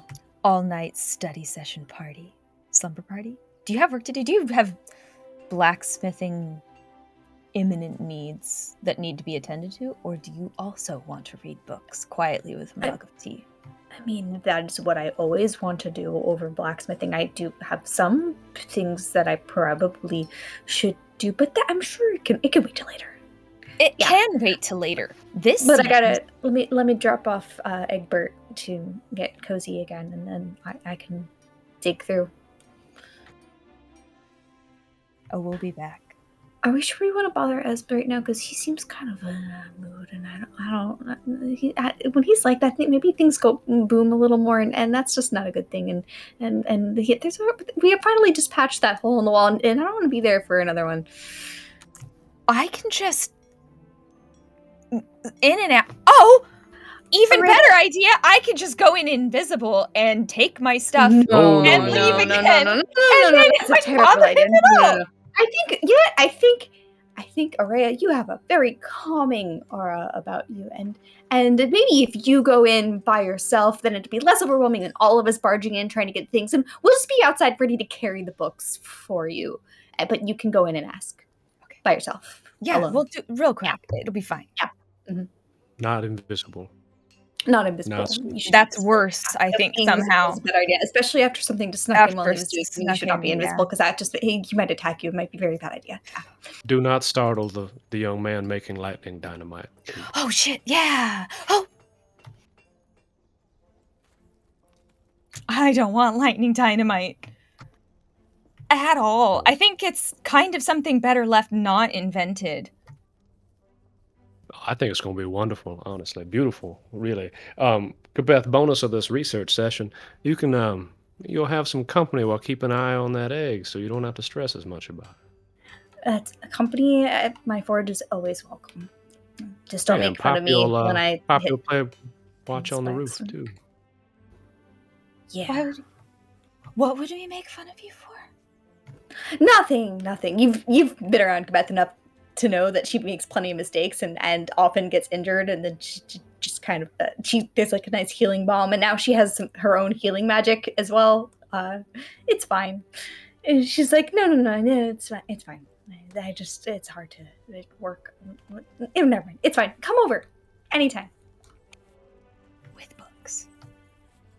All right. right. To make sure I understand, Kibeth, are you going with them to the shop, or are you guys getting the things and bringing them back? Kibeth is going to run back to her shop because she's fast. She'll put the egg in its little nook, tuck it in with its blanket, and then she'll probably be back by them before they even get to Ez's door. Okay, sounds good. Yeah, before too long, Ava is tending to the sprained ankle of one of the villagers in the town. Casey is making his way across the fields towards the Cadney Ranch. It's a bright afternoon, wind blowing across the grass. Beautiful blue sky. Snow probably be coming in the evening, but for right now, there's a respite. The three of you reach the Clockwork Heart. I circle around to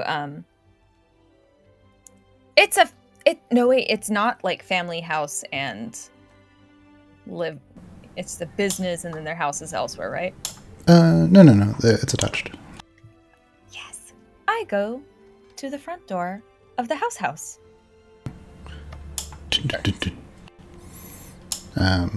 You knock on it once. No answer right away. And then you hear Gwen's voice down the street, kind of behind you. Hey! Oh. Hi! She comes running over. She's got a pack on her back. Oh, can I help? Oh, no, I just finished here. And she kind of scrounges around and takes out some cookies. Here. This is exactly what we had come for. Are you a little psychic? I think so, sometimes. Really good, thank you. Did you just like, Did you guys come see us? Yeah, but we wanted to bring kind of like an offering to soothe him before we stole a bunch of books. Soothe them for what?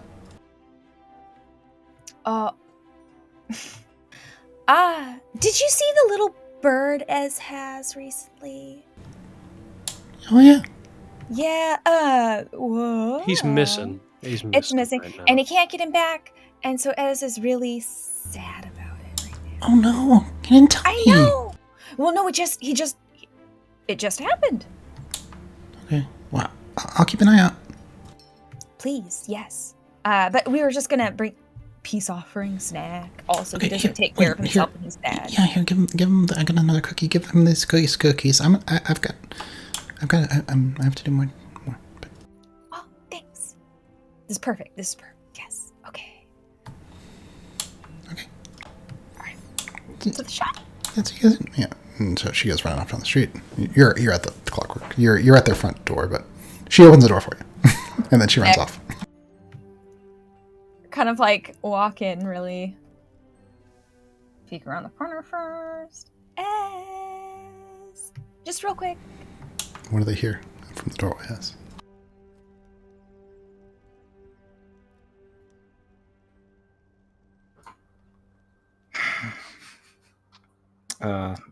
Desmond will go to the door leading to the house proper, unlatch it, and open it to find Aria.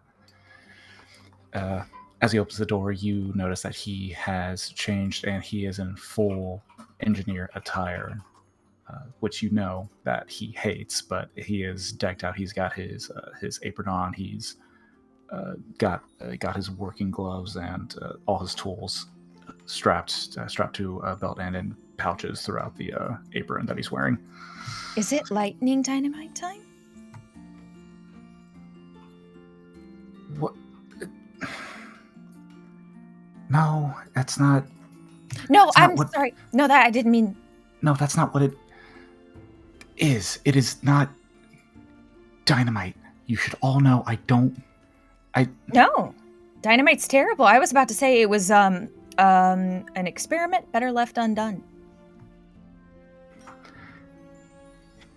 It's not dynamite. It's a device to close the portal. It's not going to blow up if I make it right, but it's not designed to blow up. That is the point of it. Actually, that makes me feel so much better. Casey is terrible at explaining these things. When he gets an idea in his mind, he doesn't tend to let it go very easily. No, he really doesn't. Speaking of ideas that I can't let go, can I borrow your pouch that has all the things in the books? I like most of the library. Can I just borrow the pouch and I'll bring it back?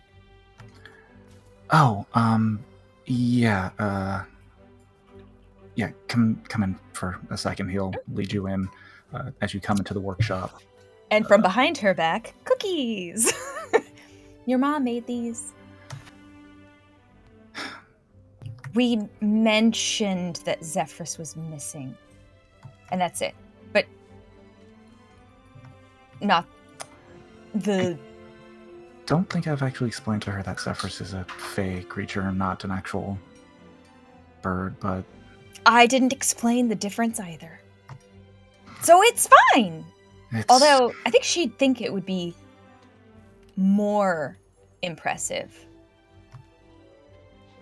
It's not fine, but I'm going to get it resolved somehow. Anyway, and we'll help. Come inside. As it is, it's always a bit of a mess within the workshop, but currently it is a haphazardly organized mess where there is the center of the room has been cleared out, so there is an old iron bowl in the center of the room, and along the walls are all the workbenches and tools, and splayed across all the walls as well are more blueprints that you don't have any recollection of seeing previously. A bunch of new ideas that you clearly don't recognize. And he walks across the room and he grabs the pouch, his satchel. Before handing it over, he reaches in and he pulls out a single scroll. Hands you the satchel. Just think of the books that you need, and it, you'll be able to pull them out as you need. Oh. This is this is one of the scrolls that I found at the temple, or that we found at the temple. Just so you're aware, the scroll itself is illegal, I think. What? No, the temple wouldn't. The maidens are... I'm only telling you this so you don't feel jumped necessarily at the meeting tonight, because I wanted to discuss it with everybody. But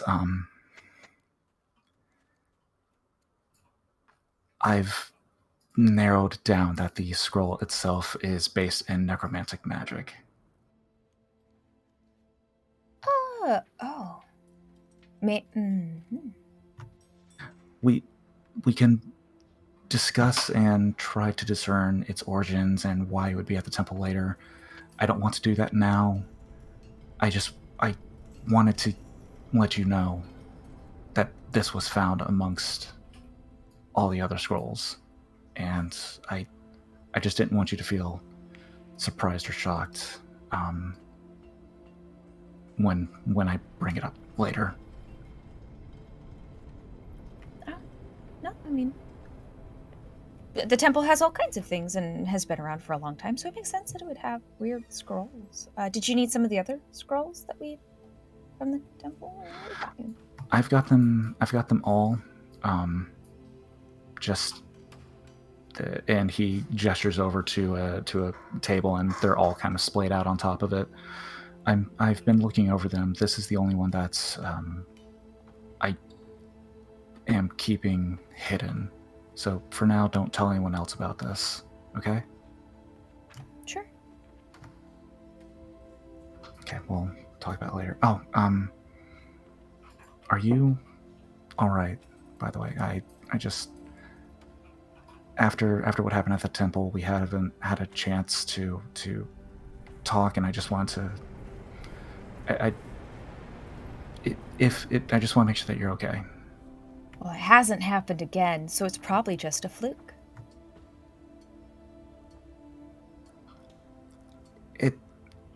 could be, yes, but you might need to consider that it's not.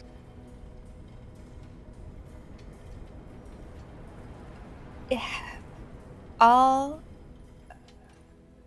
Just you don't have to answer now. You don't have to think about it now. I just want to make sure. I want to see how you're doing, and just I know what it's like to have abilities suddenly manifest that you don't understand and scare you and could potentially harm you or the people that you care for. I just, if you want to talk about it, if you want to, I don't know, learn to control it. I wanted to offer to help if you want. Yeah. No, it's a very different opinion than what Casey had. I kind of figured somebody that liked fire might have an understanding of it, but he said, that it's something that you embrace and don't try to contain it. Maybe asking him about how to keep that away from people you care about was, the wrong person to ask. Yeah, no, you have enough on your plate right now. And with Zephyrus, and it's, I know, no, this isn't about, I don't know if the issue with Zephyrus can be resolved immediately, so I'm just looking to distract myself, and not to say that you are a distraction. I'm happy to be a distraction. Sometimes it'll help. I don't want you to be sad. I'm not sad about this one. I feel more angry at the moment, but that is beside the point. Just take your books, go study, go read, do what you're gonna do. Just for what it's worth, my thought is that O isn't wrong on this. I don't think it. Not in. He has a very poetic and melodramatic way of trying to explain things, but the general mindset is not wrong, I don't think, in the sense that if this ability of yours manifested and is now something that you have, I believe, and this is my opinion,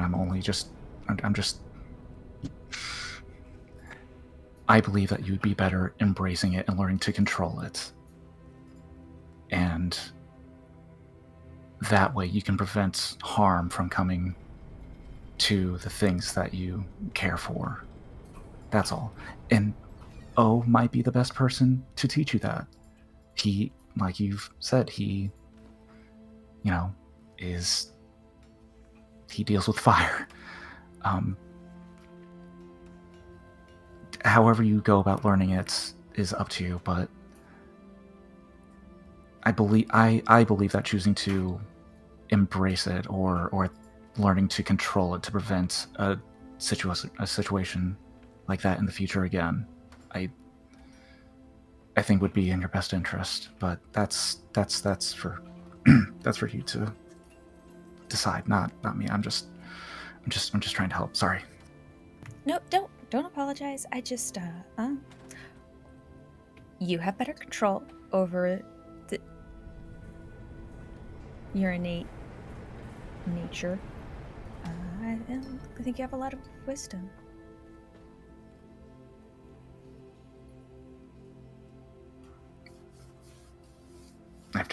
I've just had practice from an earlier age. Just think about it is all.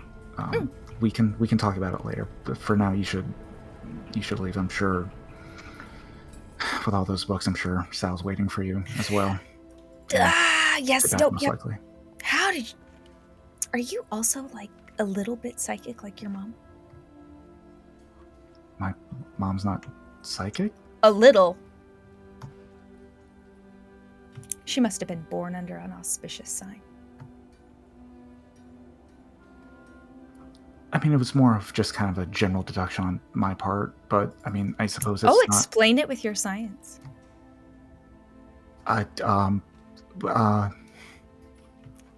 Oh, yeah? Yeah. Thanks.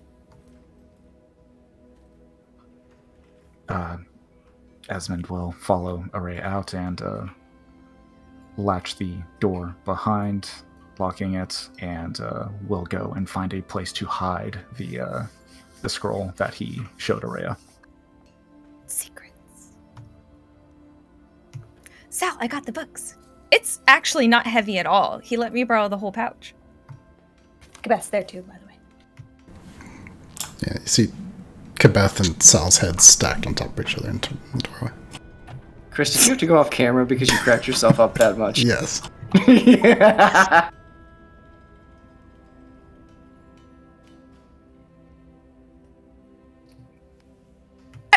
What? Yep, you said that. I did not. Over your nature. You're innate nature. You're yeah, you're innate. You're Yes, you're saying the same thing. You're just stretching it out. He did that with me in Dragons like several sessions ago. It's just a thing. It's going to happen.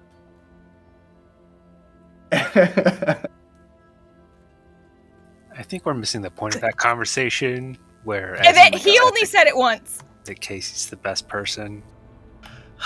I didn't even catch the others. I couldn't even finish the sentence appropriately. I just have to leave that one hanging.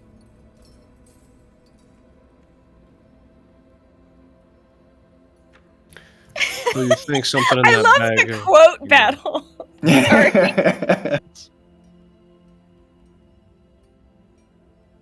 It's not heavy at all. Ez has a great invention here. This. Oh, even better. It is not lightning dynamite. Oh, good. It's just a machine.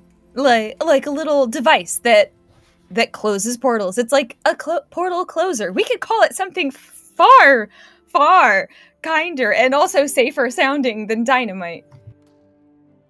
Was it even dynamite shaped? Did you see it? Oh, I did. I saw a bunch of blueprints, but I couldn't say. It's not like he started on it. But harnessing the power of electricity to close the portal more than he can summon by himself immediately. Wait. You guys are still just outside the door. Okay, you haven't gotten the books yet, though. Oh, I have the books are in the pouch. The pouch has the book. Oh, he gave you the whole pouch? Okay. I got the whole pouch. I gave her the bag of holding, the satchel, which has all the books. And I'll bring it back. Well, I'll meet up with y'all at the forge. I'm gonna pick up something from my room, and I told Ava I'd let her sling some spells at me, and then I'll help you look through. I've got a couple books of Elvish poetry, and I could have sworn there was one about an angel. I'll bring that, see if there's anything in there. I couldn't remember if it was one of them love ballads or actually something supernatural. The elves make everything kind of a love ballad, so it could be both. They could love a god. Also interesting.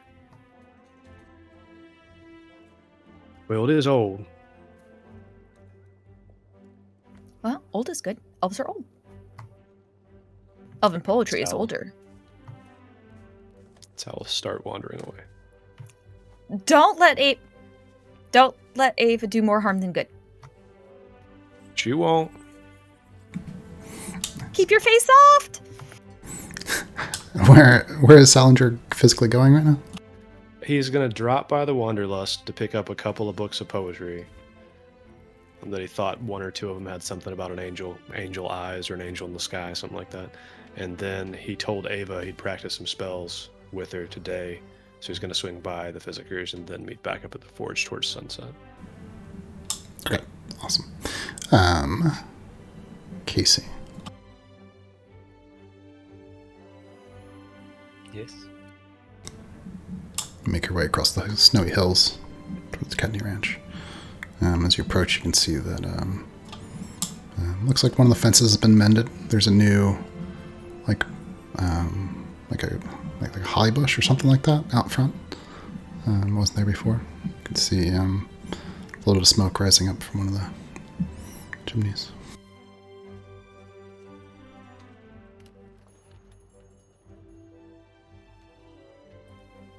Yeah, Casey will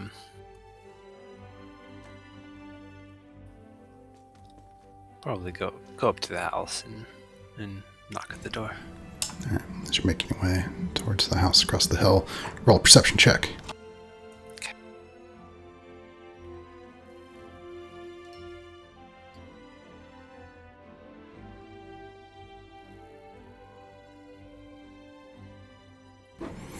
.22 perception. Something weird about that bush. You can see half of Yev sticking out of it.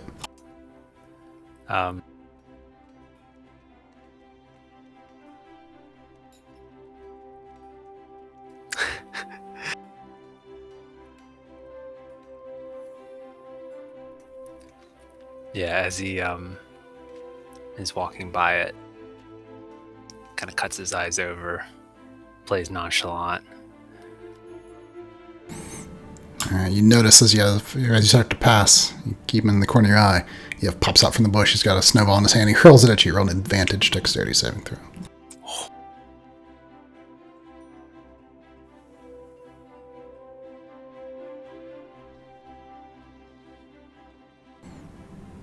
Oh my god. Natural 20. Please describe how you deal with the snowball hurled at you. Yeah, as Yev pops out, the moment he does, you hear a sharp snap as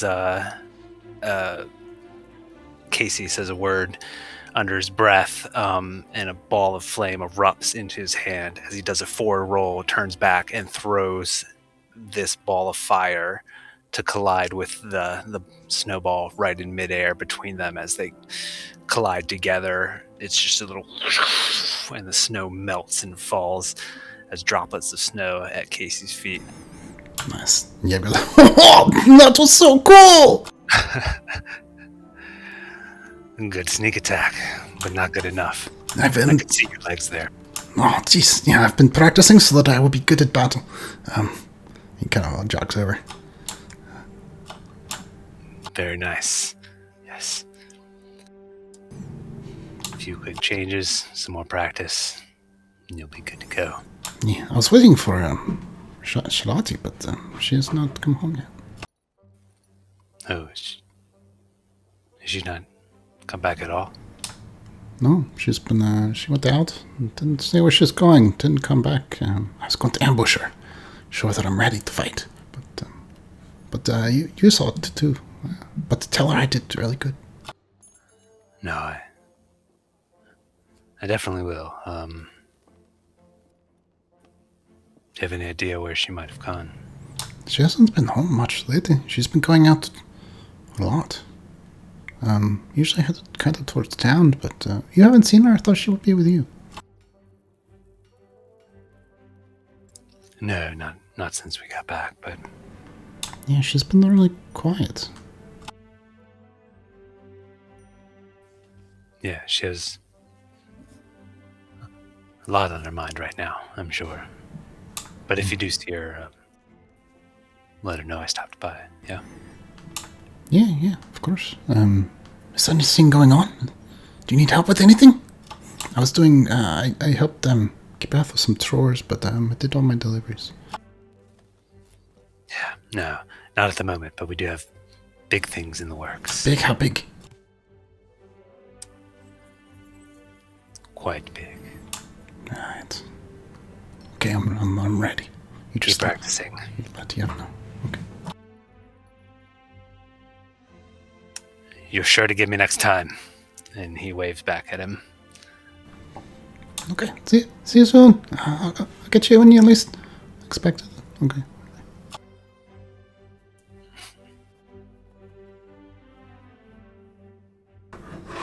Let's see.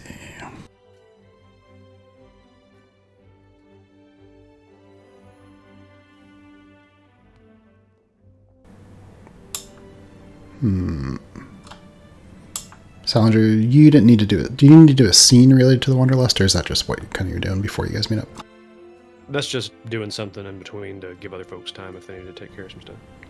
Okay, sounds good. Nothing necessary. I need to see the Ava Sal. Oh, let's make that conveniently timed for right before you're supposed to meet up with the others.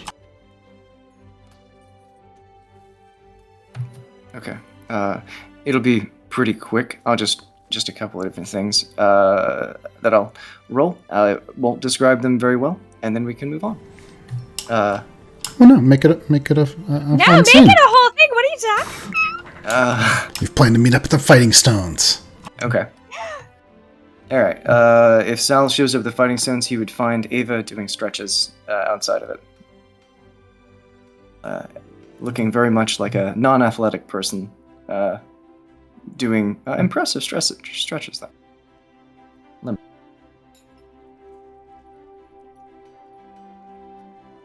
All right, Doc. Okay. Oh, hey. Okay, come on over. All right. So most of these things I've done before, but I just wanted to practice them a few times. Okay. So, let's see. Let's stand here, and she's sort of like positioning you in a small field, basically, and sort of starts to walk away from you, counting steps and striding out. Okay, let's see. Okay, that's 30, right? That's about. I feel like I can do that. 30 of your steps and mine. I think that was 30 for you. I wasn't paying too much attention. Sal's picked a little flower, and he's kind of twirling it across one of his knuckles. You can at least pretend like you're intimidated. Do something intimidating. All right. Okay. So she's just going to try to. You feel the small waves kind of. No, nothing actually happens. Nothing visual. You just suddenly feel like a force is trying to pull you forward for 5 feet. So go ahead and make a DC 15 strength, I think. Let me see. Yeah, DC 15 strength.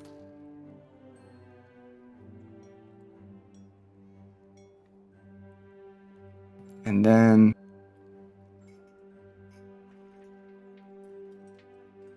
immediately do a dexterity right after. Damn it. All right, and then do a dex. Damn it, nothing.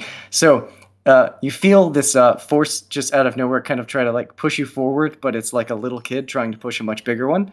And then the air around you kind of wavers a little bit, and it feels like, again, a much smaller child trying to trip a much larger one and push you over. To no effect. Is that working like it's supposed to? Is something tickling my knee and my shoulder simultaneously? Shut up, Sal. All right. She's gonna... okay, now she's gonna try something else. So she's gonna try... All right. She concentrates, and she's gonna make a DC 15 intelligence saving throw. Oh, no.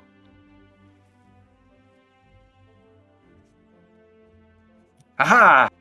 Okay, you get a headache, and just like a little bit of a migraine for a second. Ow. And and now she's going to try one more time to make another dexterity saving throw this time. Sal, while still rubbing his temple, one eye closed, kind of stumbles a little bit as he felt like he was being pushed by toddlers. You said dexterity? Yeah. Once again.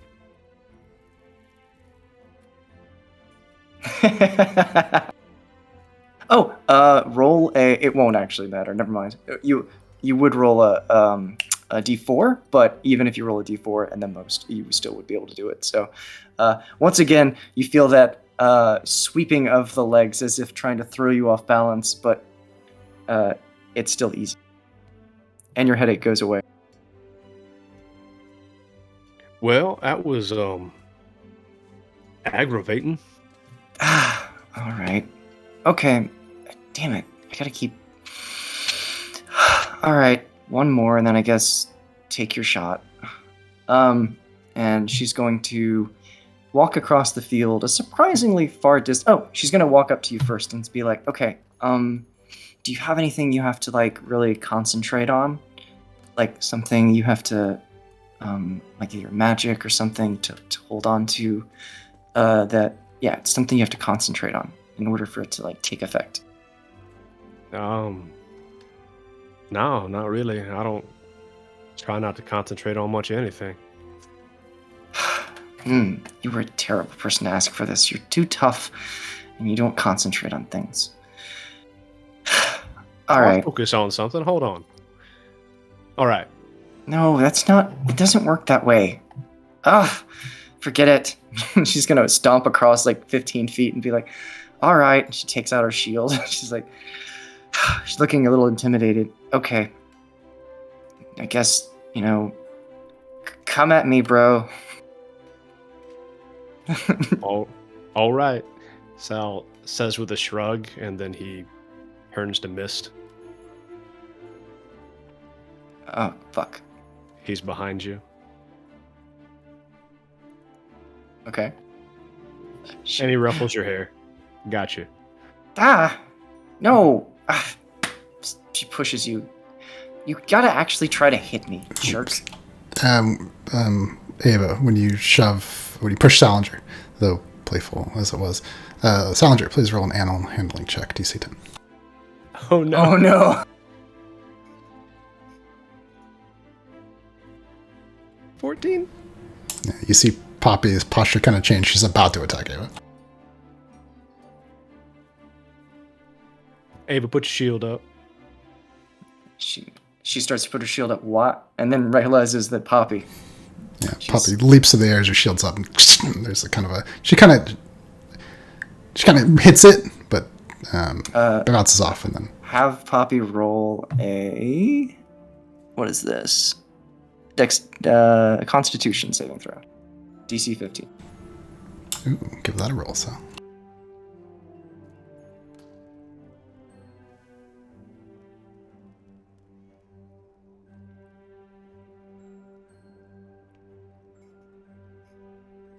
God damn it. All right. Yeah. It just, nothing happens. She hits her shield and she scrapes. Poppy! She screams. Poppy, chirps and squawks at you, and her feathers all ruffle up, and she stands between you and Salinger. All right. Hey, that was good practice, so you just got to keep working on it. That's all. She looks a little discouraged. Yeah, I guess. Thanks for coming. When Fedrian was showing me how to fight, he walloped me upside the head for weeks before I even could stand toe-to-toe near him for more than a couple seconds. Fair. Well, she looks at Poppy. Like, has he calmed down? Has Poppy calmed down yet? Yeah, she's calm. Okay. Yeah. She sort of like relaxes the shield and starts towing it back. All right. Well, I'll keep practicing, I guess. We should meet up with the others. Man. Okay. Yeah, thanks, Sal. And thanks, Poppy, I think. But I think... I want to do a quick description for Poppy when she calms down. You see a color ripple, like a wave, go across her when the feathers ruffle up, and then the reverse of that happens when they ruffle down. It's like a wave of turquoise to burgundy that kind of shift up and down across the feathers. So you can kind of get a read on that in the future when she's got her hackles up. Okay. As they're walking back, so what really was that supposed to do? I mean, certainly it wasn't supposed to feel like one of the bunnies was kicking me in the shin, and I just had too much of the the hard stuff from behind the bar at the Wanderlust we're not supposed to be drinking. All right. Well, it was supposed to, and she starts to describe what it's supposed to do as they walk. Well, try to describe it kind of. Oh, okay. indirectly. All right. So, let's see. The force is supposed to just sort of push things around a little bit, and that's something that I've worked on for a while. I guess it's not as strong as I thought it was, but that's the, I'm really proud of that one. And then the others, one of them kind of is supposed to trip and sort of make it so that things fall down.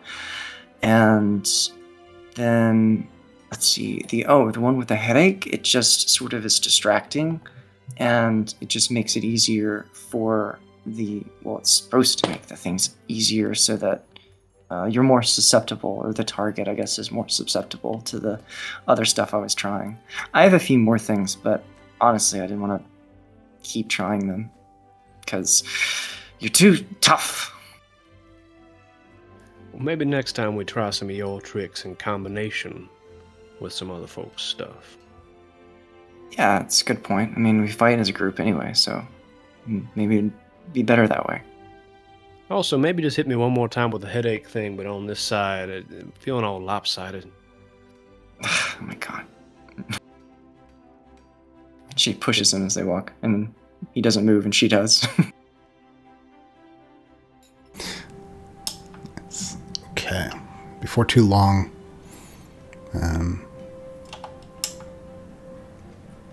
it's getting close to. You guys are going to meet at sunset, is that right? Mm-hmm. Okay, that's 9 o'clock at night. But yeah, it works. You guys got things to do, chores to do in the time between. But before too long, the sun is growing low on the northern horizon.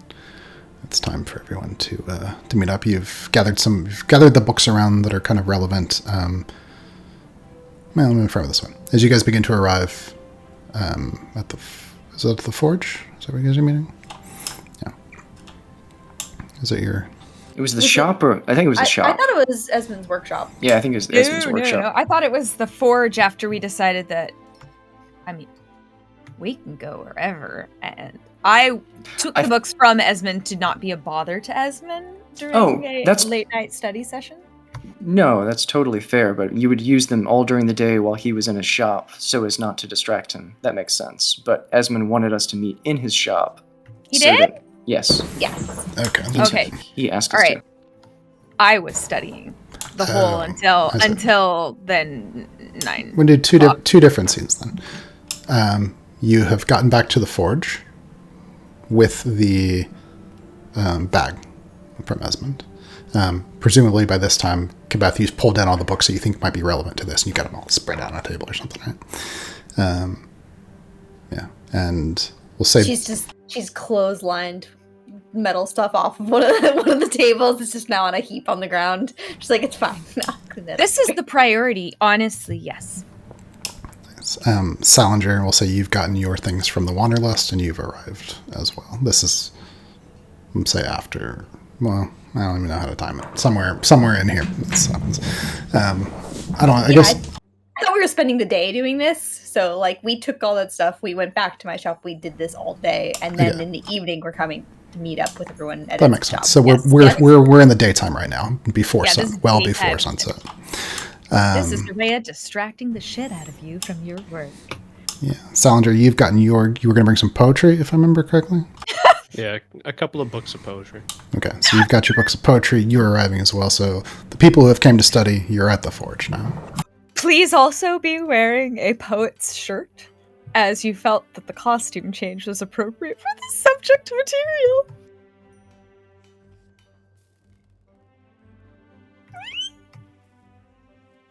It's now a moment. Yeah, there's definitely a wardrobe change. Salinger definitely has a reading jacket. Yeah.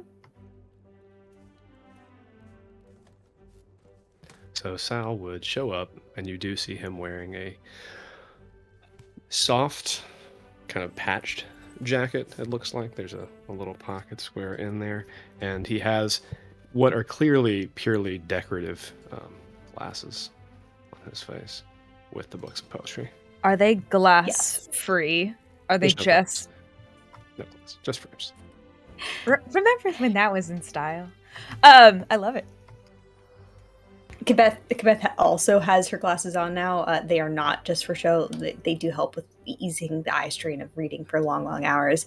She has put on a less sooty shirt. I don't think she has many clothes that are not covered in like burns and like soot marks that are permanent, but like she's got a more relatively clean one on. And the fire at the forge has died down now. It's just a warm glow to keep the shop at a comfortable temperature. And she's got a pot of herbal tea now piping near it, and she's pulled out some more bread and snacks. Nice. I brought snacks too. All right. Yeah. So before too long, there are all the books are on the tables. An array of snacks. You have the pouch there as well. You have the stack of Salinger's poetry. And what do you guys? You guys are starting to research, but tell me about like what you're. 1 second, I gotta.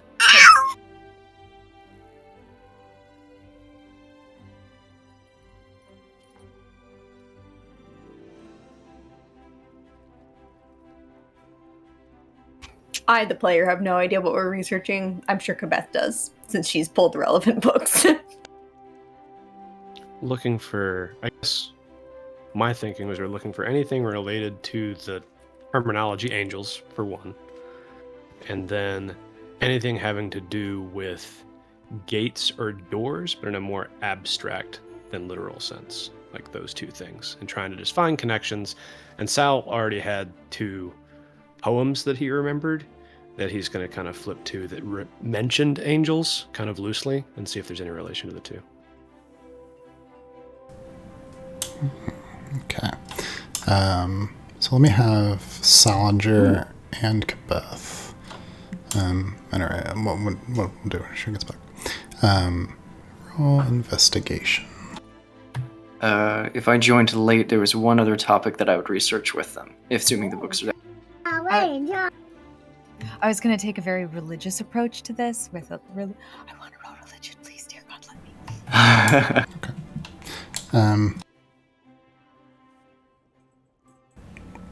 Yeah, we'll come back to. Oh, okay. Let's see, investigation there, and then Ava, I didn't know you wanted to be in the scene. So are you showing up with Salinger? Yeah, sure. They can come back from fighting, and she's already done her rounds, so she'll join in the studying, and she'll look for books that deal with death and different descriptions of afterlife type stuff. Okay.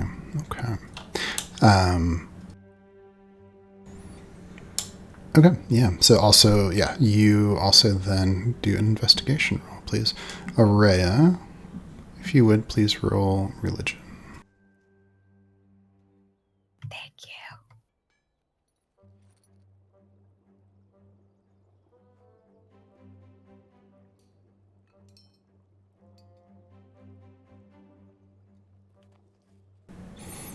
Okay, let's see. We have 13, 18, 21, and 14. All right.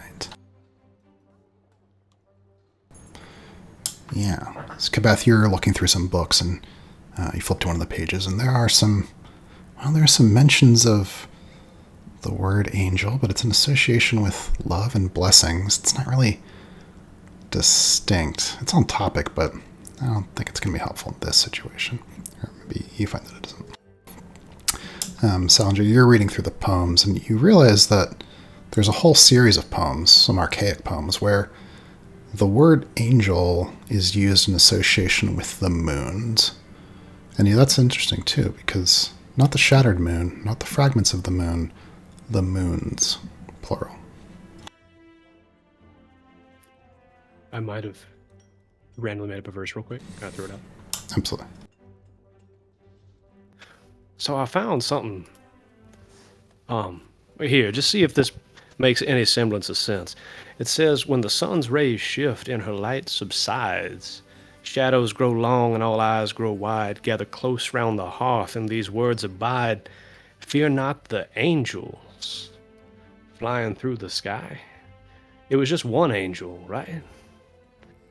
I don't know, these seem old. Maybe it has something to do with what we need.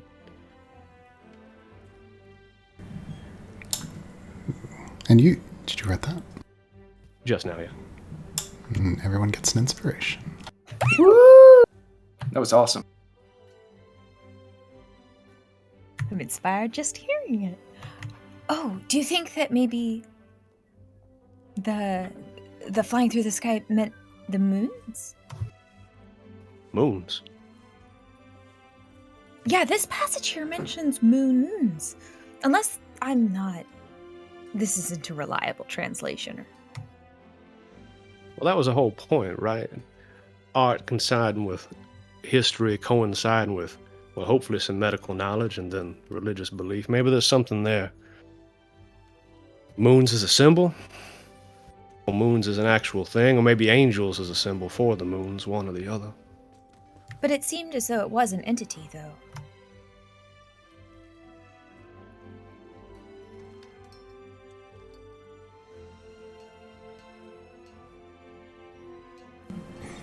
I don't know. This other one's just talking about somebody's angelic visage and goes on about curves for a while, so I don't think it's what we're looking for. Oh, are you sure you don't want to read that one? I'll do that in my own time. All right. Okay. So you realize, well, that verbiage rings a bell. Okay. And, yeah, so you go for the bag that has all the books that you need to do the research. Reach into the bag. Esmond, please roll tinkering or investigation or whatever would be associated with your creation of these magic items. Is it gonna bite my hand now? Okay, this is interesting. We'll for the creation of it, we'll call it tinkering, I guess.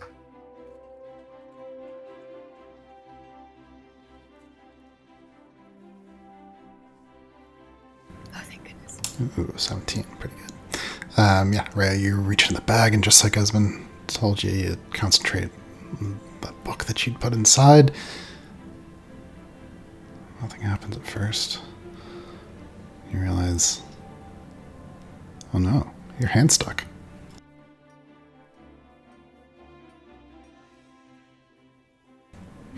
Oh, you're not talking. Can you hear me now? Mm-hmm. Okay. You know how when you grab a cookie in a jar and that makes your hand too big? So she tries to like slip her, slide my hand down. I can't grab anything. I'm gonna just let it go. And Quebec's like, this happens to me all the time. It's okay. We'll get you out. You pull the bag across the table. It's not coming off your hand.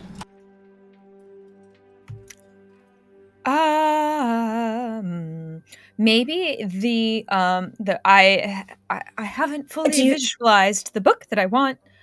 Is it trying to eat you? It's not sucking you in, right? No. Should I run and get Ez right now? It doesn't feel like teeth. No, it's an invention. It's not a creature. It's an invention. It's science. This is science. This is science. And you don't have to believe in it. But isn't it like its own kind of it's kind of like a portal into another space, and maybe the space thinks that you belong in there rather than you. No, that makes me more uncomfortable. Portals seem to be a problem lately. Portals are definitely a problem. We should not be using bags with portals. Maybe I'll go get Ez. Have you tried letting go of the book? I don't have anything in my hand. I thought it was that, and it didn't work. Hold on. Maybe I just need to let it. No, don't let go. The book out of my mind. Just go in. Me and Casey can fit in there. We talked about it earlier. Just reach in a little further. It'll be fine. 2 hands, then pull it out. Quebec holds on to Araya. She wraps her arms around her waist and says, okay, I'm gonna hold on to you, and then if you start to get sucked in more, then Sal will grab onto the pouch and we'll both pull at the same time. If I inch my arm in a little bit more, does more of my arm stay stuck in? You push your arm a few inches deeper into the bag, and then when you try to pull, it doesn't. The bag slides towards you. It doesn't just come out. Huh. That seems to be making things worse. But it's okay. If we cut it off here, I can definitely replace this worst case scenario. Ava. The arm or the bag? Did you It point was to the one of arm her jokes or the again. bag? It's just a joke. Oh, I was being serious. Well, yeah, of course, it was a joke. No.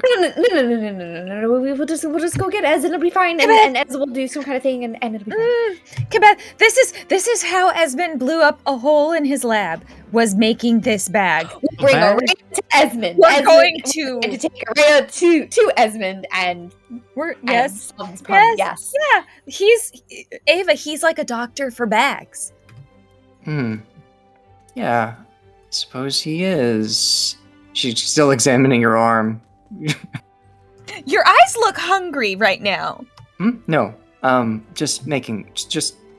let's go get Ez and get your arm out. One thing you haven't tried yet is just pulling on it really hard.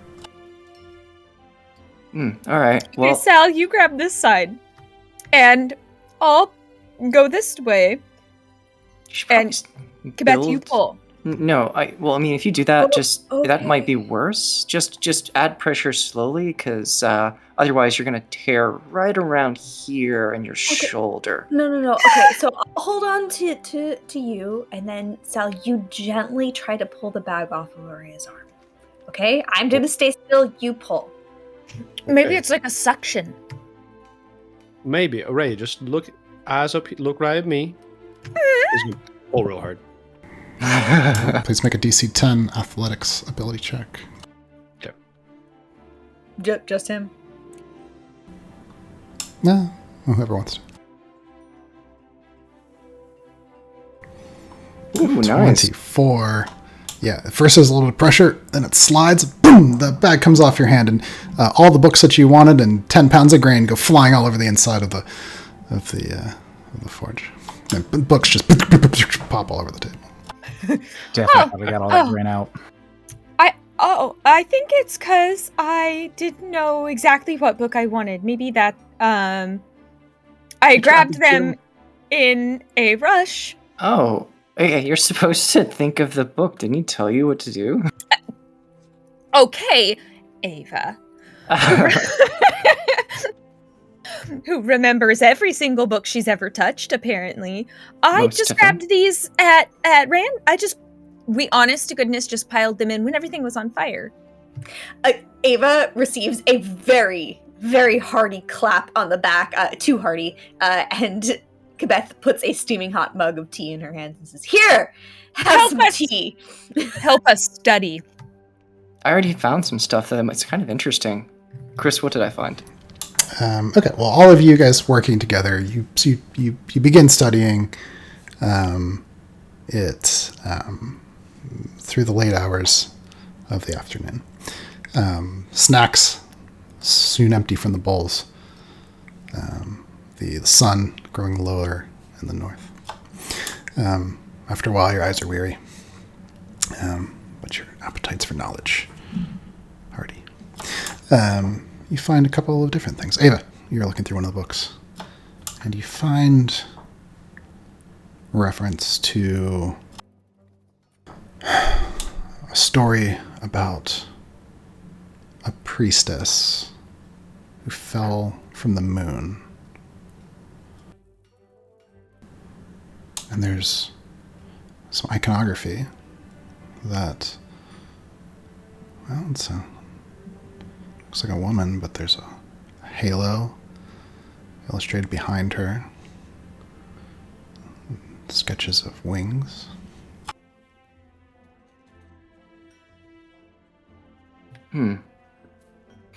Well, I kind of found something that I think is mostly related to at least one cultural version or depiction of angels, or what, I don't know if the word has been used for other things, but she shares the imagery and lets the books passes it around to other people so they can see.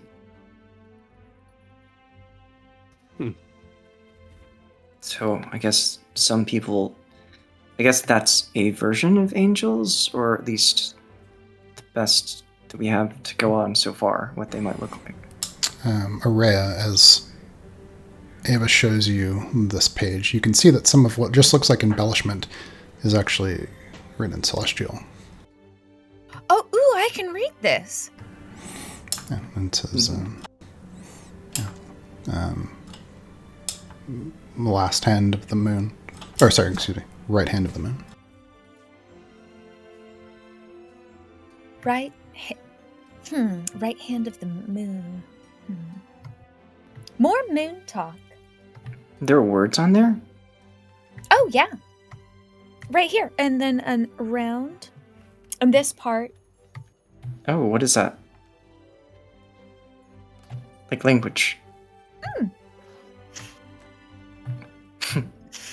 You shouldn't. I'll wait till after you're done eating all the cookies. Snacks. Oh, it's, pardon. It's celestial. Oh, that's neat.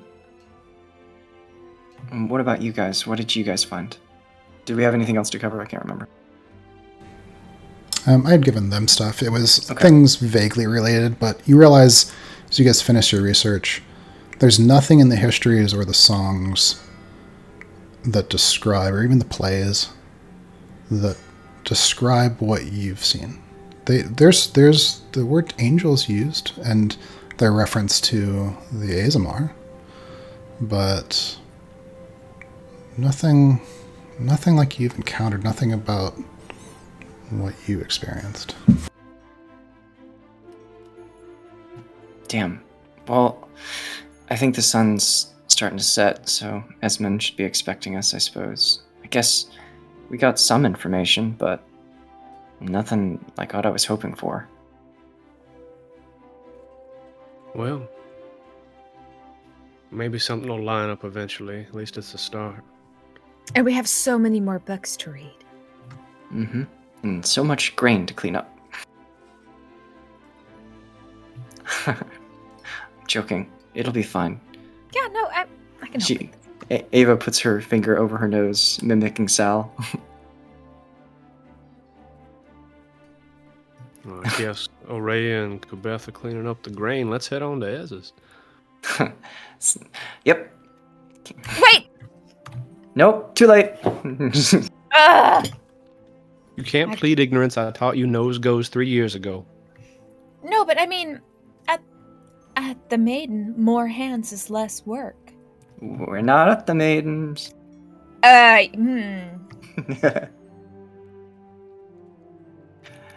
Don't worry, this way you'll remember what you read. I'll appreciate bread more after this. And I'll start sweeping it all up. There's the positive thinking.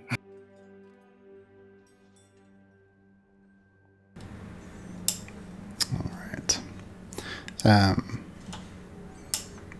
Before too long, the sun is setting, and everyone who wants to be there is arriving at his shop. Late, but with a inside-out bag. Or, sorry, it's not inside out. It probably still has more things in it. Never mind. That would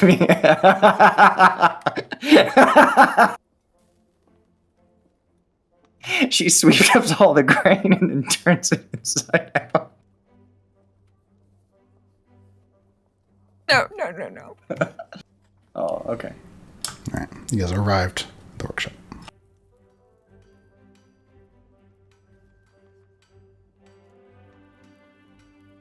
Esmond, let us in.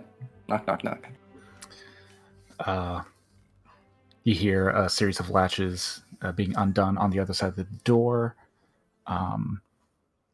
and you the door is opened, and you see, as I described earlier for Araya, the workshop in a haphazard organized state, rather, where the center of the floor is emptied, and a couple stools are pulled out, and one of the work benches has a bunch of loose paper scattered across it.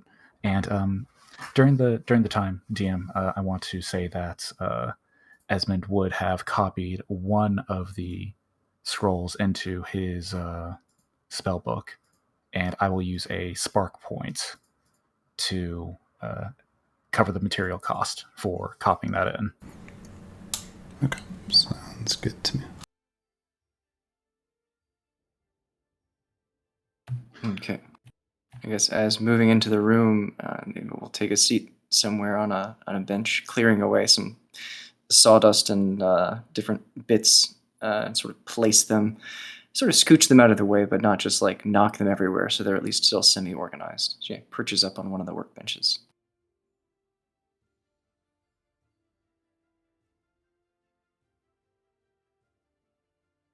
So, what are we talking about? Right. Okay. Oh wait, is O here? Negative. Peek out the door, see if he's around. When I don't catch him, close the door and lock everything up. Okay. He went to check on Shelity. If they're arguing, it could just be for forever. Might as well get started. She has a tendency to end arguments pretty quickly these days. Yep, one to the nose and done. Well, it's fine. It's fine. We can fill him in later. It's probably better that he doesn't know initially, anyways. For now. Okay, so a couple of points of interest that we need to go over. First, I feel like I should clarify. I am not building a lightning dynamite. It is a device that will be designed to absorb electrical energy and release it in a single burst, which should be enough to close the portals. It is designed to be able to release in sporadic bursts of power, not explode. So just so that is made clear, I'm not building explosives. Okay. Secondly, is regarding the scrolls that we found at the temple. I've already informed Araya of this. At the temple, there were a number of scrolls that we... Ghost. At the temple, we discovered scrolls that we took back with us. At the time, we didn't have a chance to look over them, not in great detail at least, but one of them did stand out to me at the time. Upon further inspection, having had time to look over them, I've identified all the scrolls. I've copied one into my spell book, as a matter of fact, but one of them stood out amongst all the others. Not for what it was, but for everything that it was not. It was a scroll that didn't belong to School of Evocation or Conjuration.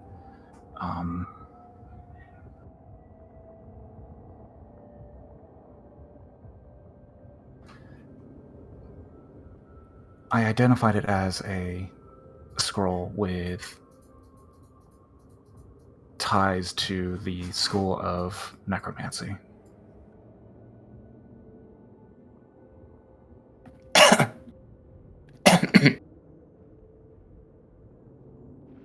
It's Poppy, quiet.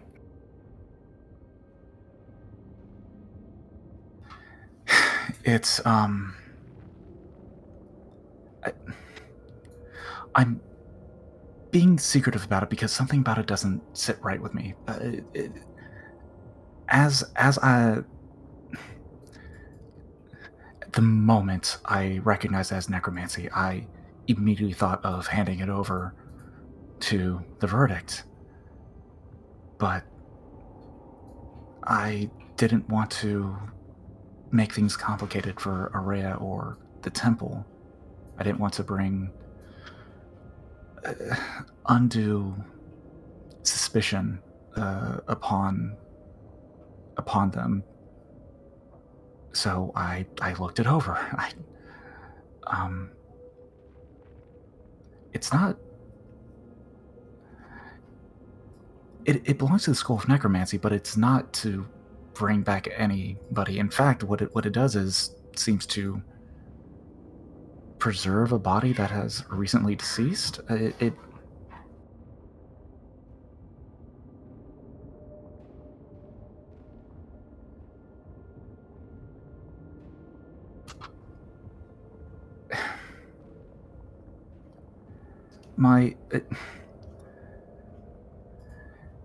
don't know. I don't know what to do with this. So I wanted to bring it to everybody's attention. It seems like it could be potentially useful to learn to have, but we all know the stories about necromancy, right?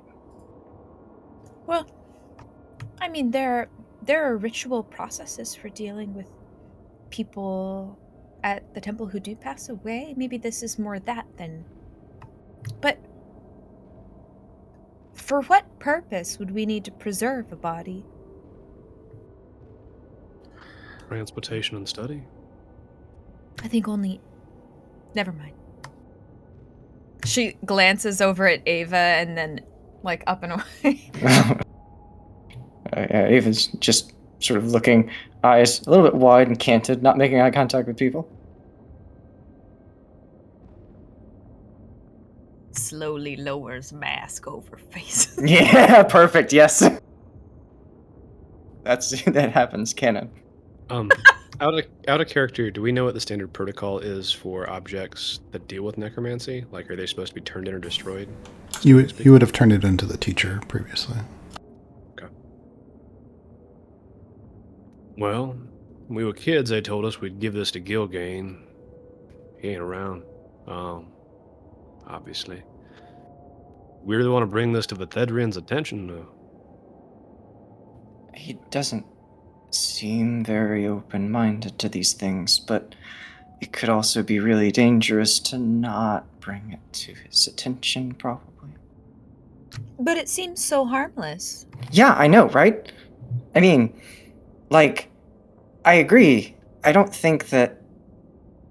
I mean, it sounds like it doesn't do a whole lot of bad things, but, like, I mean... No, I could see how it would be useful, especially if someone had passed away far from home and you wanted to let their family still see them before putting them to rest. There's so many... Yeah, good reasons to use things like that. I understand. Yeah, I really think so. Maybe we should just hide it at the bottom of your absolutely not cooperative bag, Esmond. She forgot to think of the specific book. No, I thought of a book. She got a little ambitious and she thought of several books. Well, okay, maybe it was more that I had a few books in mind, but you said that I would be able to pull them out, and it took Kebeth and Salinger to pull me my whole arm out of the bag. But anyway, yes, so... What I'm saying is the scroll would be safe in it. No one would think to pull it out. I agree. I think you should put it in the bag. And not tell what's his name about it. I forgot his name. I don't remember. I just Vethedrian. Don't ask me to repeat nothing. names. Well, I think that It has a cookie in her mouth.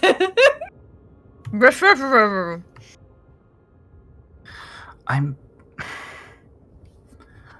not convinced that we should just bury it or give it to the verdict, though.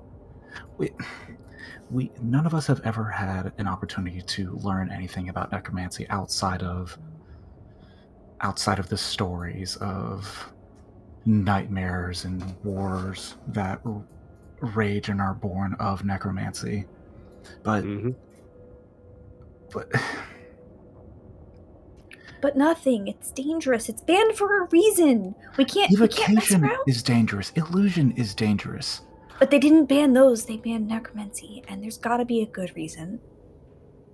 That we don't know, that they've never told us. Well, Well, holding on to it and making the Thedrian not want to go all, what are they called again? Verdict. All verdicty. Yeah, I don't want him to think that the temple is something that concerns a verdict's purview. Right, Ava? Like, I mean, the temple has never been known to practice necromancy, and maybe it was there for safekeeping, that or it was very old and the maidens had forgotten that it was there, but no one has used it, no one's reported necromancy from the temple, and a little less negative light on me and my sisters would be smart. Well, I see a lesson learned from not carefully storing dangerous objects.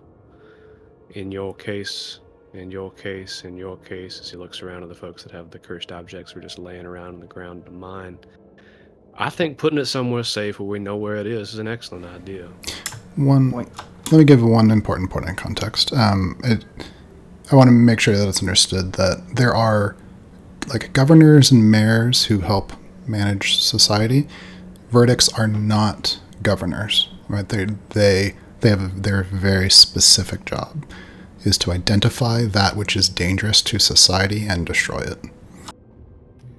And we do kind of know why they say it. I asked him a little bit about it, and it was because of what that school of magic can lead to, I think. Like a slippery slope kind of argument, I think. So it's not... I think, like, what you were saying, Esmond, like, there does seem like... I think there's a lot to be said about the fact that almost any school of magic has things that can be used in ways that are harmful.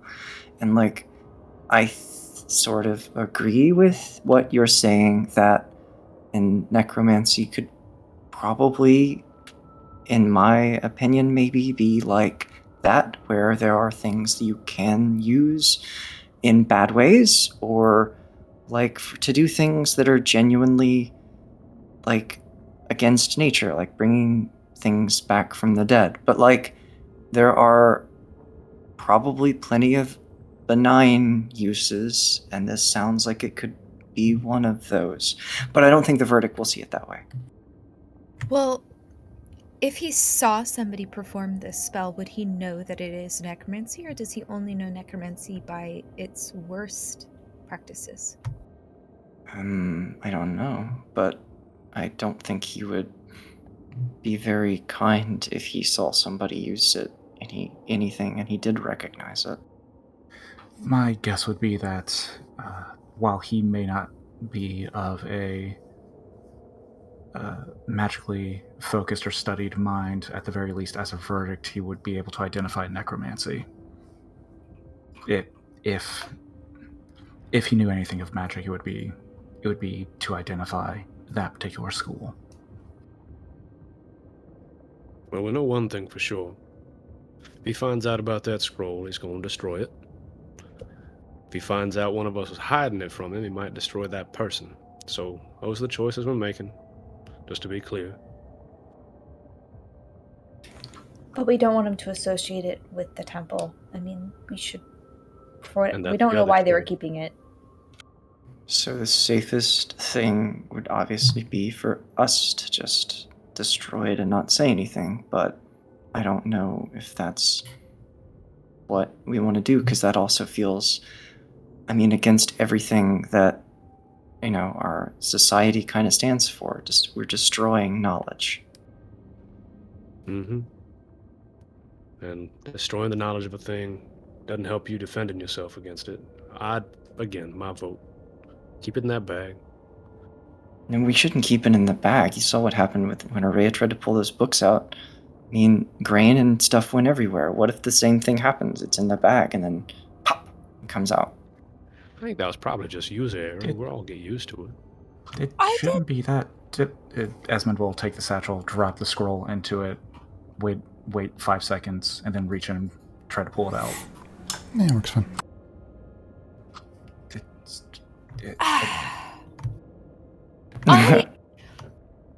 Well, here. Put the scroll back in. Now you try, right? I put my hand in. Pull the scroll out. Yeah, works just fine.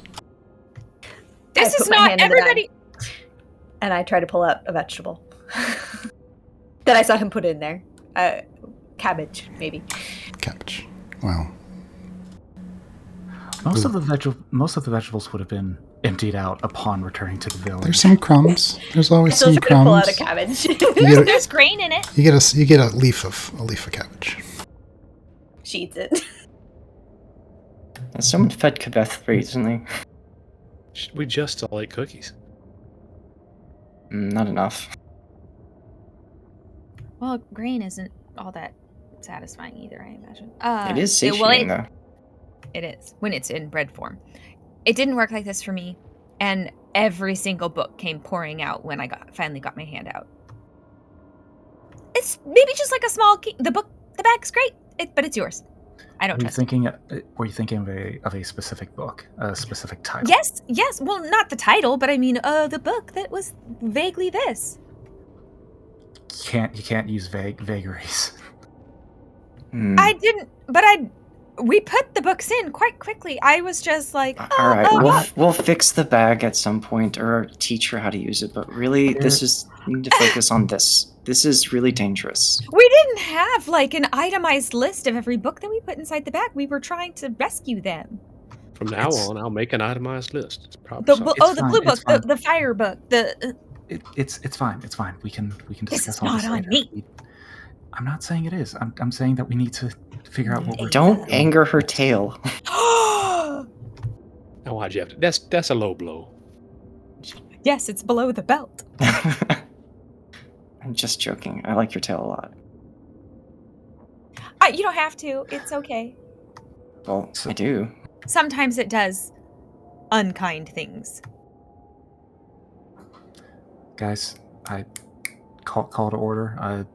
Focus. We have an illegal item that we're trying to determine what to do with. I don't know. Yeah, throw it in the bag. Yeah, throw it in the mysterious black hole bag. The issue that I mean I can. The problem is that I will have to Withstand questioning? That's true. He might ask us at some point about something, or Why maybe would he ask can. us? No. Well, that doesn't make sense. Why would he ask us about anything related What to if- necromancy? None of us have mentioned anything. We haven't, but what if he can sense things? Like, what if he? Like a sense In of the smell? bag? Yeah. But, I don't know. He wouldn't What be if- able to. Not with this. If he doesn't know it's in the bag, then he can't pull it out of the bag, can he? Aha. Yeah, That I think is the rule. What if you I turn the believe. bag inside out? What if Why? verdicts go around just reaching into bags and thinking about necromancy? Esmond, you would probably know. You can take a random item out of the bag. You don't have to know that it's. You don't have to know that. You know what I mean? Like, just to get specifically the item you want, you have to know what it is. But you can also take a random item from the bag. Oh, so I could have just been thinking about book, and I just got a book, and it would have worked. The one point of contention that we would have to deal with is that you don't necessarily have to think of a specific item. You can just reach in and grab something at random and potentially pull anything out of the bag. It's not that you have to think of something specific. It is that if you reach in and there's things in there, if you're not thinking of anything in particular, you're just reaching in to see what you find, you could come back out with anything. Really? Pluck. Grains, probably. It's a lot of grains. Yeah, you're like 1 out of 100 items is like 85% grain. Yeah, it was all books and crops. But what happens if you turn it inside out? It all comes tumbling out. So, if he did a search, for whatever reason, he could either draw a random item or potentially, like you would search anything else, turn it inside out, and plop, and there it goes. So it is going to be dangerous and potentially really dangerous. It's the safest thing we can do to keep it on us like that. Is there anything else we can do that's safer? Burn it in my forge. It's nice and hot. What does necromancy do if you burn it in a forge? Well, we can find out. Like a What- smoke skull. What if flaming skeletons start jumping out of your forge at us? DM, is there a rule that we or Esmond would be aware of regarding burning magical scrolls? I know that magic items cannot be destroyed without like actual magic, but what about scrolls? What's the rule for that? Yeah, temporary item, like, well, not to get into game mechanics, you're pretty sure that, yes, if you could light a scroll on fire and destroy it, you could smash a potion on the ground. Wait, Esmond, you said you put one of the scrolls already in your book, right? Yeah, it's a spell that allows me to basically conjure fog cloud. Oh, that's super cool. But can anyone read that? Like, can I, if I just look at your book? Yeah, I mean, he holds the book out, and it's written in common, but it's also a lot of formulas and what appear to be wand or hand motions, and like little in the little corner as well is appear to be like an item list, as though like as a secondary measure if a hand motion or a wand is not available. These things could produce the same effect. Yeah, what I would kind of say here is that, Ava, you looking at it, like it kind of makes sense, but the way that Esmond maybe records or thinks about these things is a little bit like not innate to you, if that makes any sense. Well, I kind of get this, but like, would it be... maybe it would be too risky to you, but if like you did the same thing with that, then we would have a backup, and like then we could destroy the scroll, and we would have the information somewhere, and we can just figure out what to do with it later, maybe. I mean, we shouldn't ever use it. It's necromancy. That we know that's bad. We can't. We should just. If we're not gonna preserve the scroll for posterity, we should just destroy it. Is it really bad? But if we're just destroying... They say it's bad, so therefore it's bad. I'm not... I don't know if Yeah. I believe that after looking at this. Eva looks at you sort of hopefully and cancer eyes to the side. My dad used to say Brussels sprouts are bad, but you cook them right, they're delicious. It's probably not relevant to this conversation. Well, this seems like a completely reasonable kind of... How did you know that it was necromancy? It doesn't say, like, necromantic spell. No, it's a series of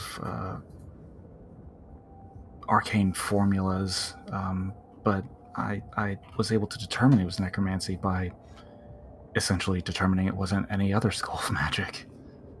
Well, pretend that you're not as smart as you are. We could just say that we found the scroll. We didn't really know and just kept it because it's useful, or it could be useful. That we have plausible deniability. I don't know if the verdict would buy that from me in particular, and again, I worry about what that would do to his mindset regarding you and the temple. Well, then you're not really leaving us a lot of if we can't hide it and we can't give it to him, and there's no reason to destroy it. I'm not opposed to anything that seems...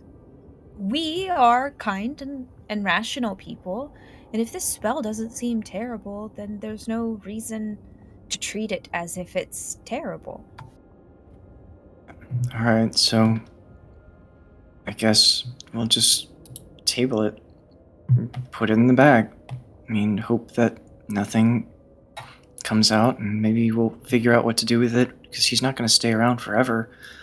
And she sort of like looks tepidly towards Gabeth, like, and I don't think that it's necessarily as bad as people say. I think it may be that an overreaction to something, you know, like throwing the baby out with the bathwater or whatever. They do that here? No, it's a saying. It's like a figure of speech. You're not supposed to do that. It's that point. Let's... Okay. Can we all agree at the very least that we will not discuss anything related to this or the School of Magic outside of the workshop? Yeah? Yeah, Sure, of course. That's easy. Yeah. I have to definitely. discuss old gods. In the meantime, I will keep the scroll hidden away. Wait, Gabeth didn't agree. Gabeth? It's You fine. agree not to mention it outside of the workshop, right? Of course. No, this is between us. It doesn't concern anybody else. As long as nobody's planning on casting it, then it'll be fine. No, why would we? No, and, well, hopefully no one dies.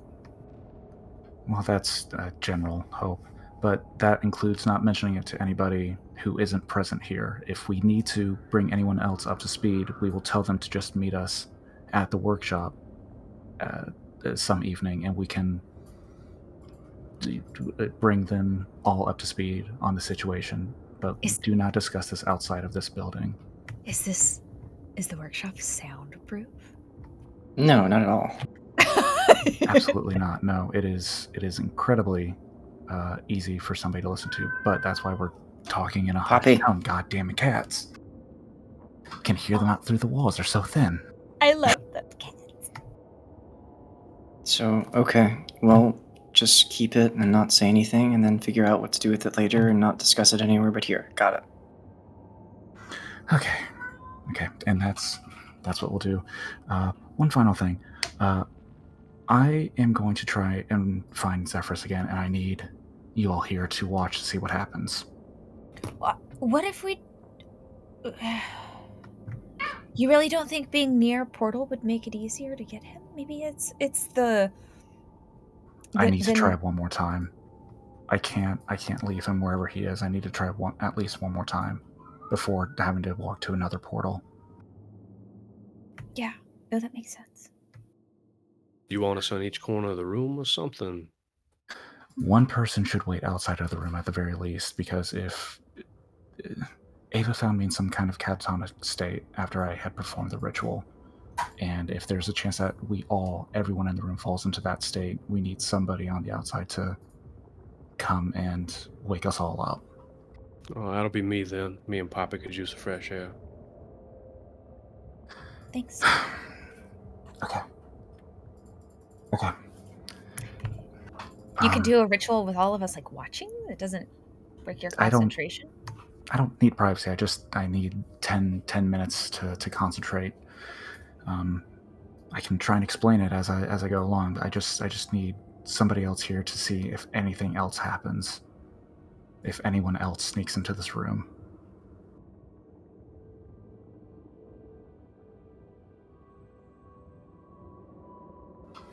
So if everyone agrees, Esmond will go ahead and get the materials together. I'm going to spend another spark to cast the spell for the cost of material components. And I will cast Find Familiar as a ritual. And in 11 minutes, over the course of that time, take the materials that I have and magically force them, mold them into the shape of Zephyrus, and see what happens at the end of that. Give me a little bit of a description, the beginning portion of the process, as you begin to improvise the material components. Improvise.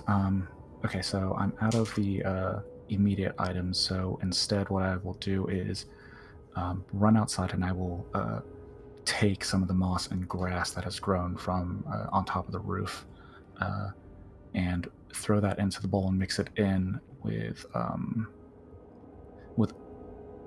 oil, new, fresher oil for the automatons.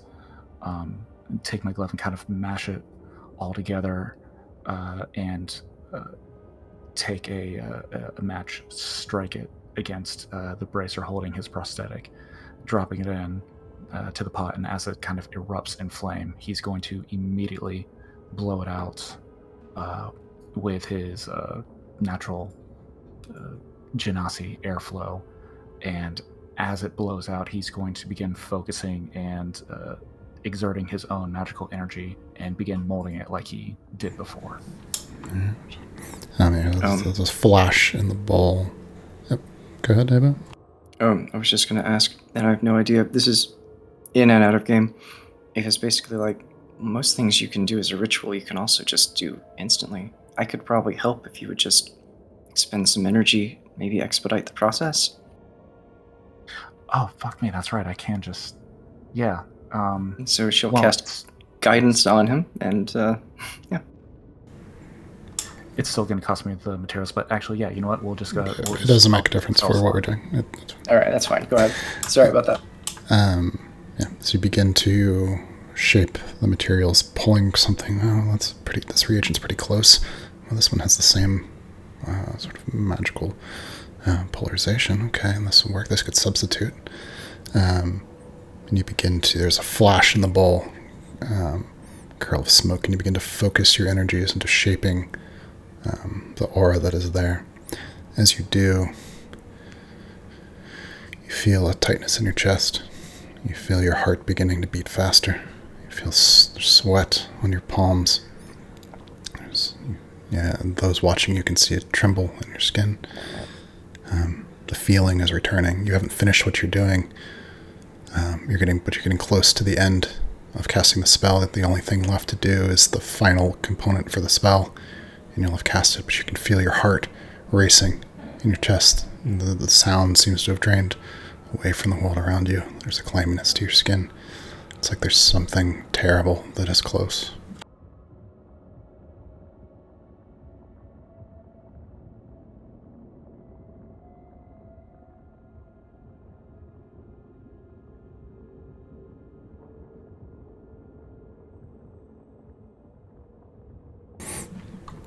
What do you want to do?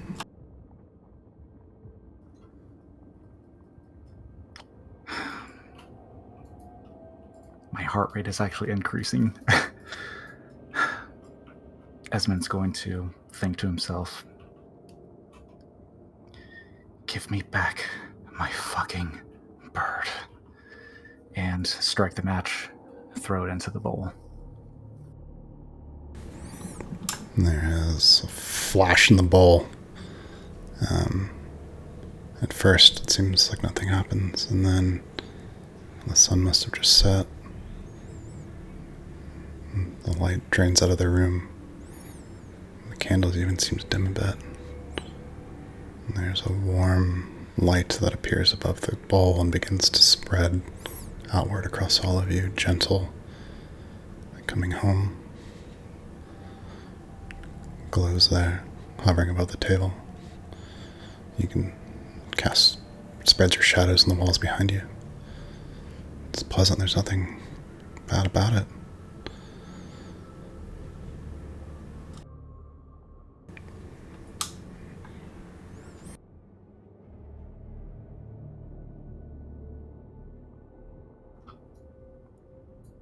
Zephyrus? No, you don't. No. Esmond isn't doing anything. So we're just watching as Esmond is in a trance and this light starts to grow? And we see the light too, and feel that it's beautiful. Is there any of the same fear that Ava experienced before, along with the pleasant? Maybe there is, but you're not sure if it's because of you or...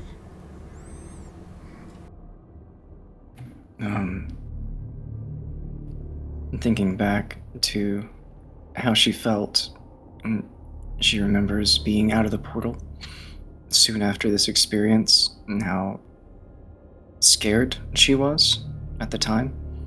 And so, even though there is not much going on, even though she feels that sense of sort of calm and peace, she doesn't quite trust it.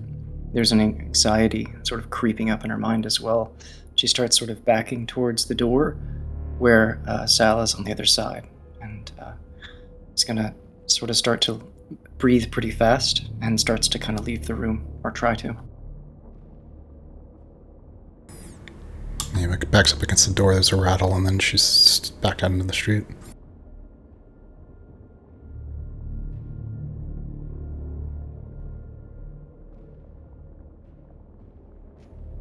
I think Kabeth is kind of glued to the spot. What is going on? Maybe we could help. Maybe it's just not him isn't just enough, and we can help. Give us back Zephyrus.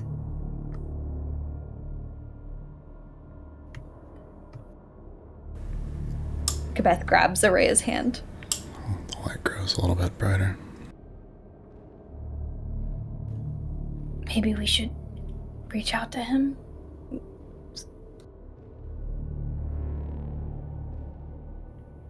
He's not yours, and...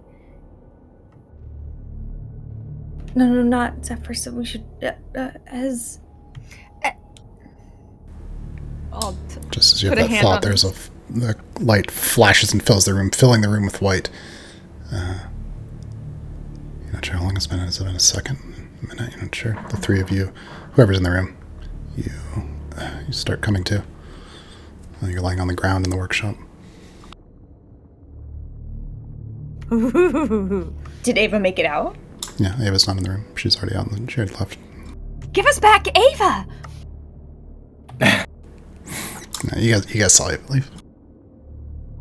Okay.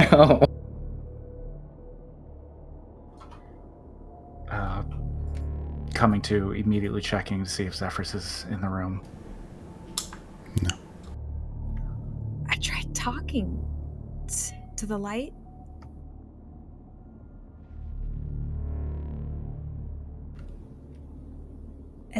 What was that? Is that normal? Is that what happens?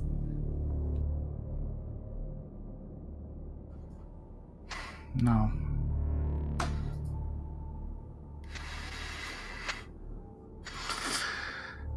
No, it's not normal.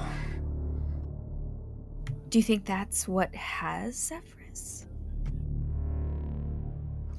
It's what's preventing him from coming back. Well, it seemed when I asked it to give us back Zephyrus, the light only grew stronger. So I don't think that's... Maybe he was trying, and I still think we should go by the portal to cast this. It can't cross through the normal way. Maybe.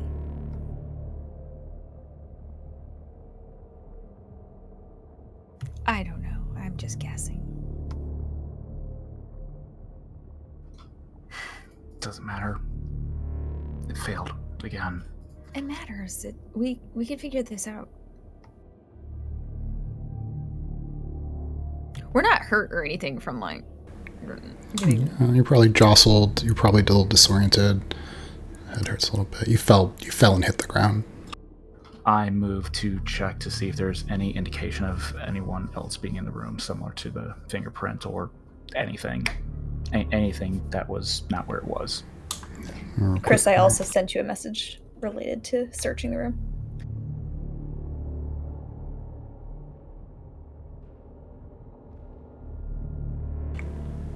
Not this time. Not to say that it couldn't or shouldn't have, but this time it did not.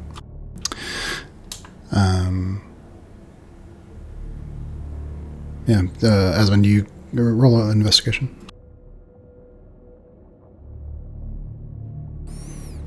And you look around. You don't catch anything out of place.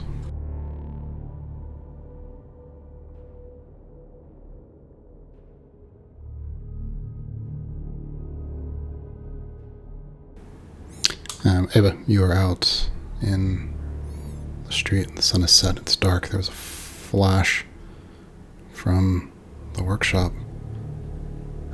But your heart's still pounding. Your palms like with sweat. Your feet feel so heavy. It's hard to take a full breath. She instinctively sort of wiping her palms on her, alternating between wiping her palms on the front of her dress and trying to also rub at her eyes, clearing away like small amounts of tears and trying to get her breathing under control. And then, assuming she's able to do that, when she feels a little bit more composed, she tries to wipe her face just one last time and tries to go back in where everybody is. Yeah, you're out there for... was it a minute? Was it 2 minutes? Hard to remember. You step back to the doorway and you see people beginning to rouse and get off the ground. You see Esmond frantically go across the table, the notes, and the supplies there.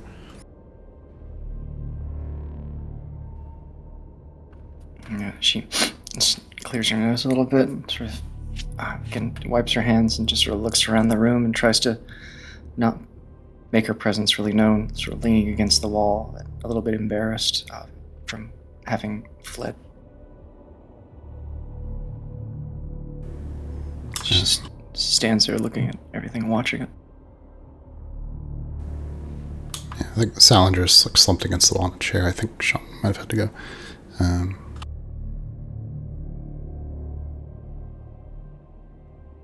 You sure? Not me. Oh, okay, sorry. But slumped against a wall in a chair sounds fine. Do you want me to continue? I didn't know if there's anything. If there's nothing being set up, she'll on her nose and just. What happened?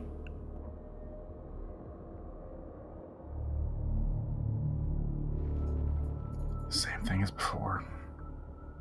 Some light stopped or prevented or did something to either keep Zephyrus away or stop the spell before it could finish casting. Well, we had to be. You got us out of one of those portals, so maybe we should try it. I tried around there. That's what I said. Mm-hmm. That's a good idea.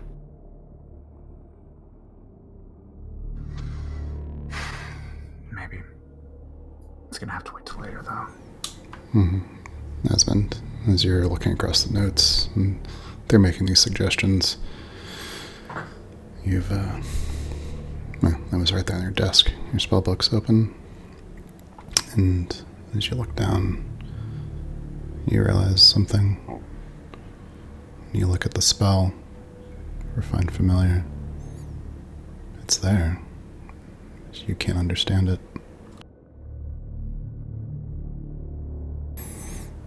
Casey. Oh, way to do that to Kevin, Chris. That's great. Welcome back to it. Welcome back to it. Casey, I still around? messaged you. Yeah, I messaged you, Chris.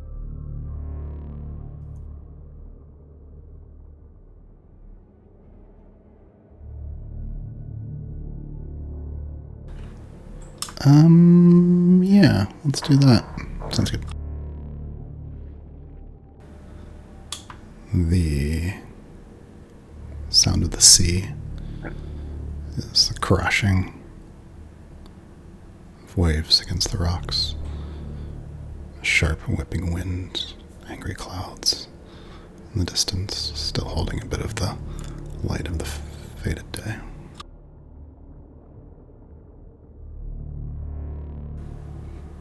You see her there on the edge of the cliffs, looking out across the water.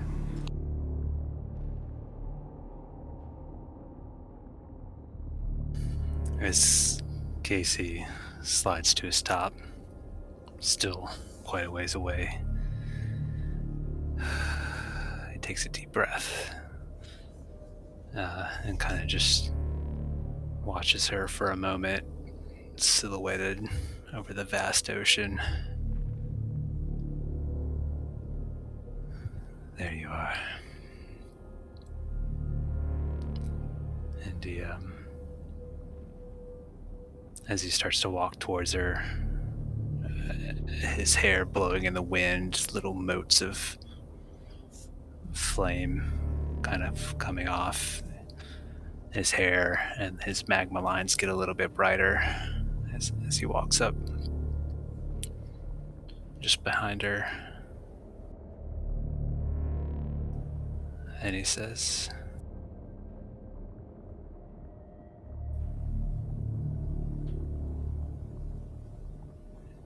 Shalati Vekir. He says her whole name, middle name and all. Which Shalati would know is a sign of great respect for Casey, and saying the whole name of someone is a big deal. She turns around and says, her face is wet with spray, perhaps, or more likely with tears, given the redness of her eyes. And she makes an inarticulate cry and collapses into his arms.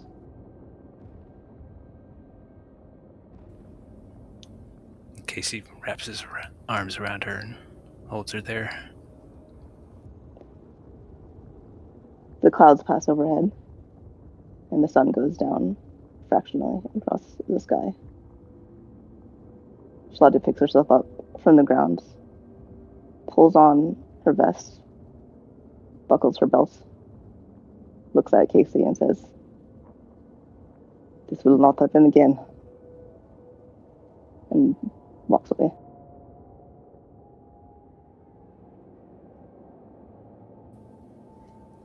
Casey rolls onto his back, kind of looks up in the sky and just smiles and nods.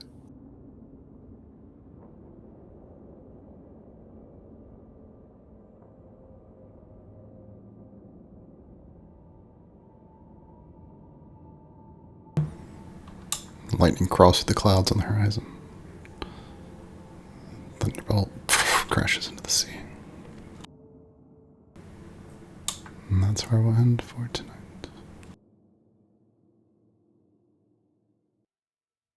Yay. Wait. I think I missed that. Just to be clear, there was a. Yeah. She cried. All she did was cry. Oh, is that okay? You can't ask questions like that, Doc. I just cried. Just save room for the maiden.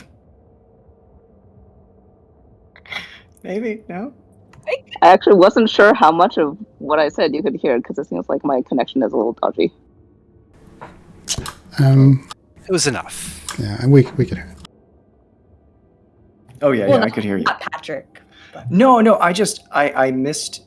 I understood the crying, and then I understood the thing at the end, and I was like, wait a second, I think I missed something. I think I blacked out for just a second, and there was a scene missing. Conventional camera pan. I got the PG-13 version, I think, is what I'm saying. Okay. Okay, it's like, sorry, I kept looking for a place to end it, but people kept doing things, so I was like, all right, well, we should finish this. It was good. Good session. It was everybody. great. Yeah. Good job. Good. I mean, it also gave me a chance to come in at the very end and do this. Yeah. Because I wouldn't have been able to do this an hour ago. Yeah, I was so glad you got to join. In fact, when Isaac started doing one of those scenes, I was like, wait, Chris is here? Ah! Jealous. You get to do a scene. Didn't realize that. How was the thing, by the way? How was the event? Yeah, went to a cool little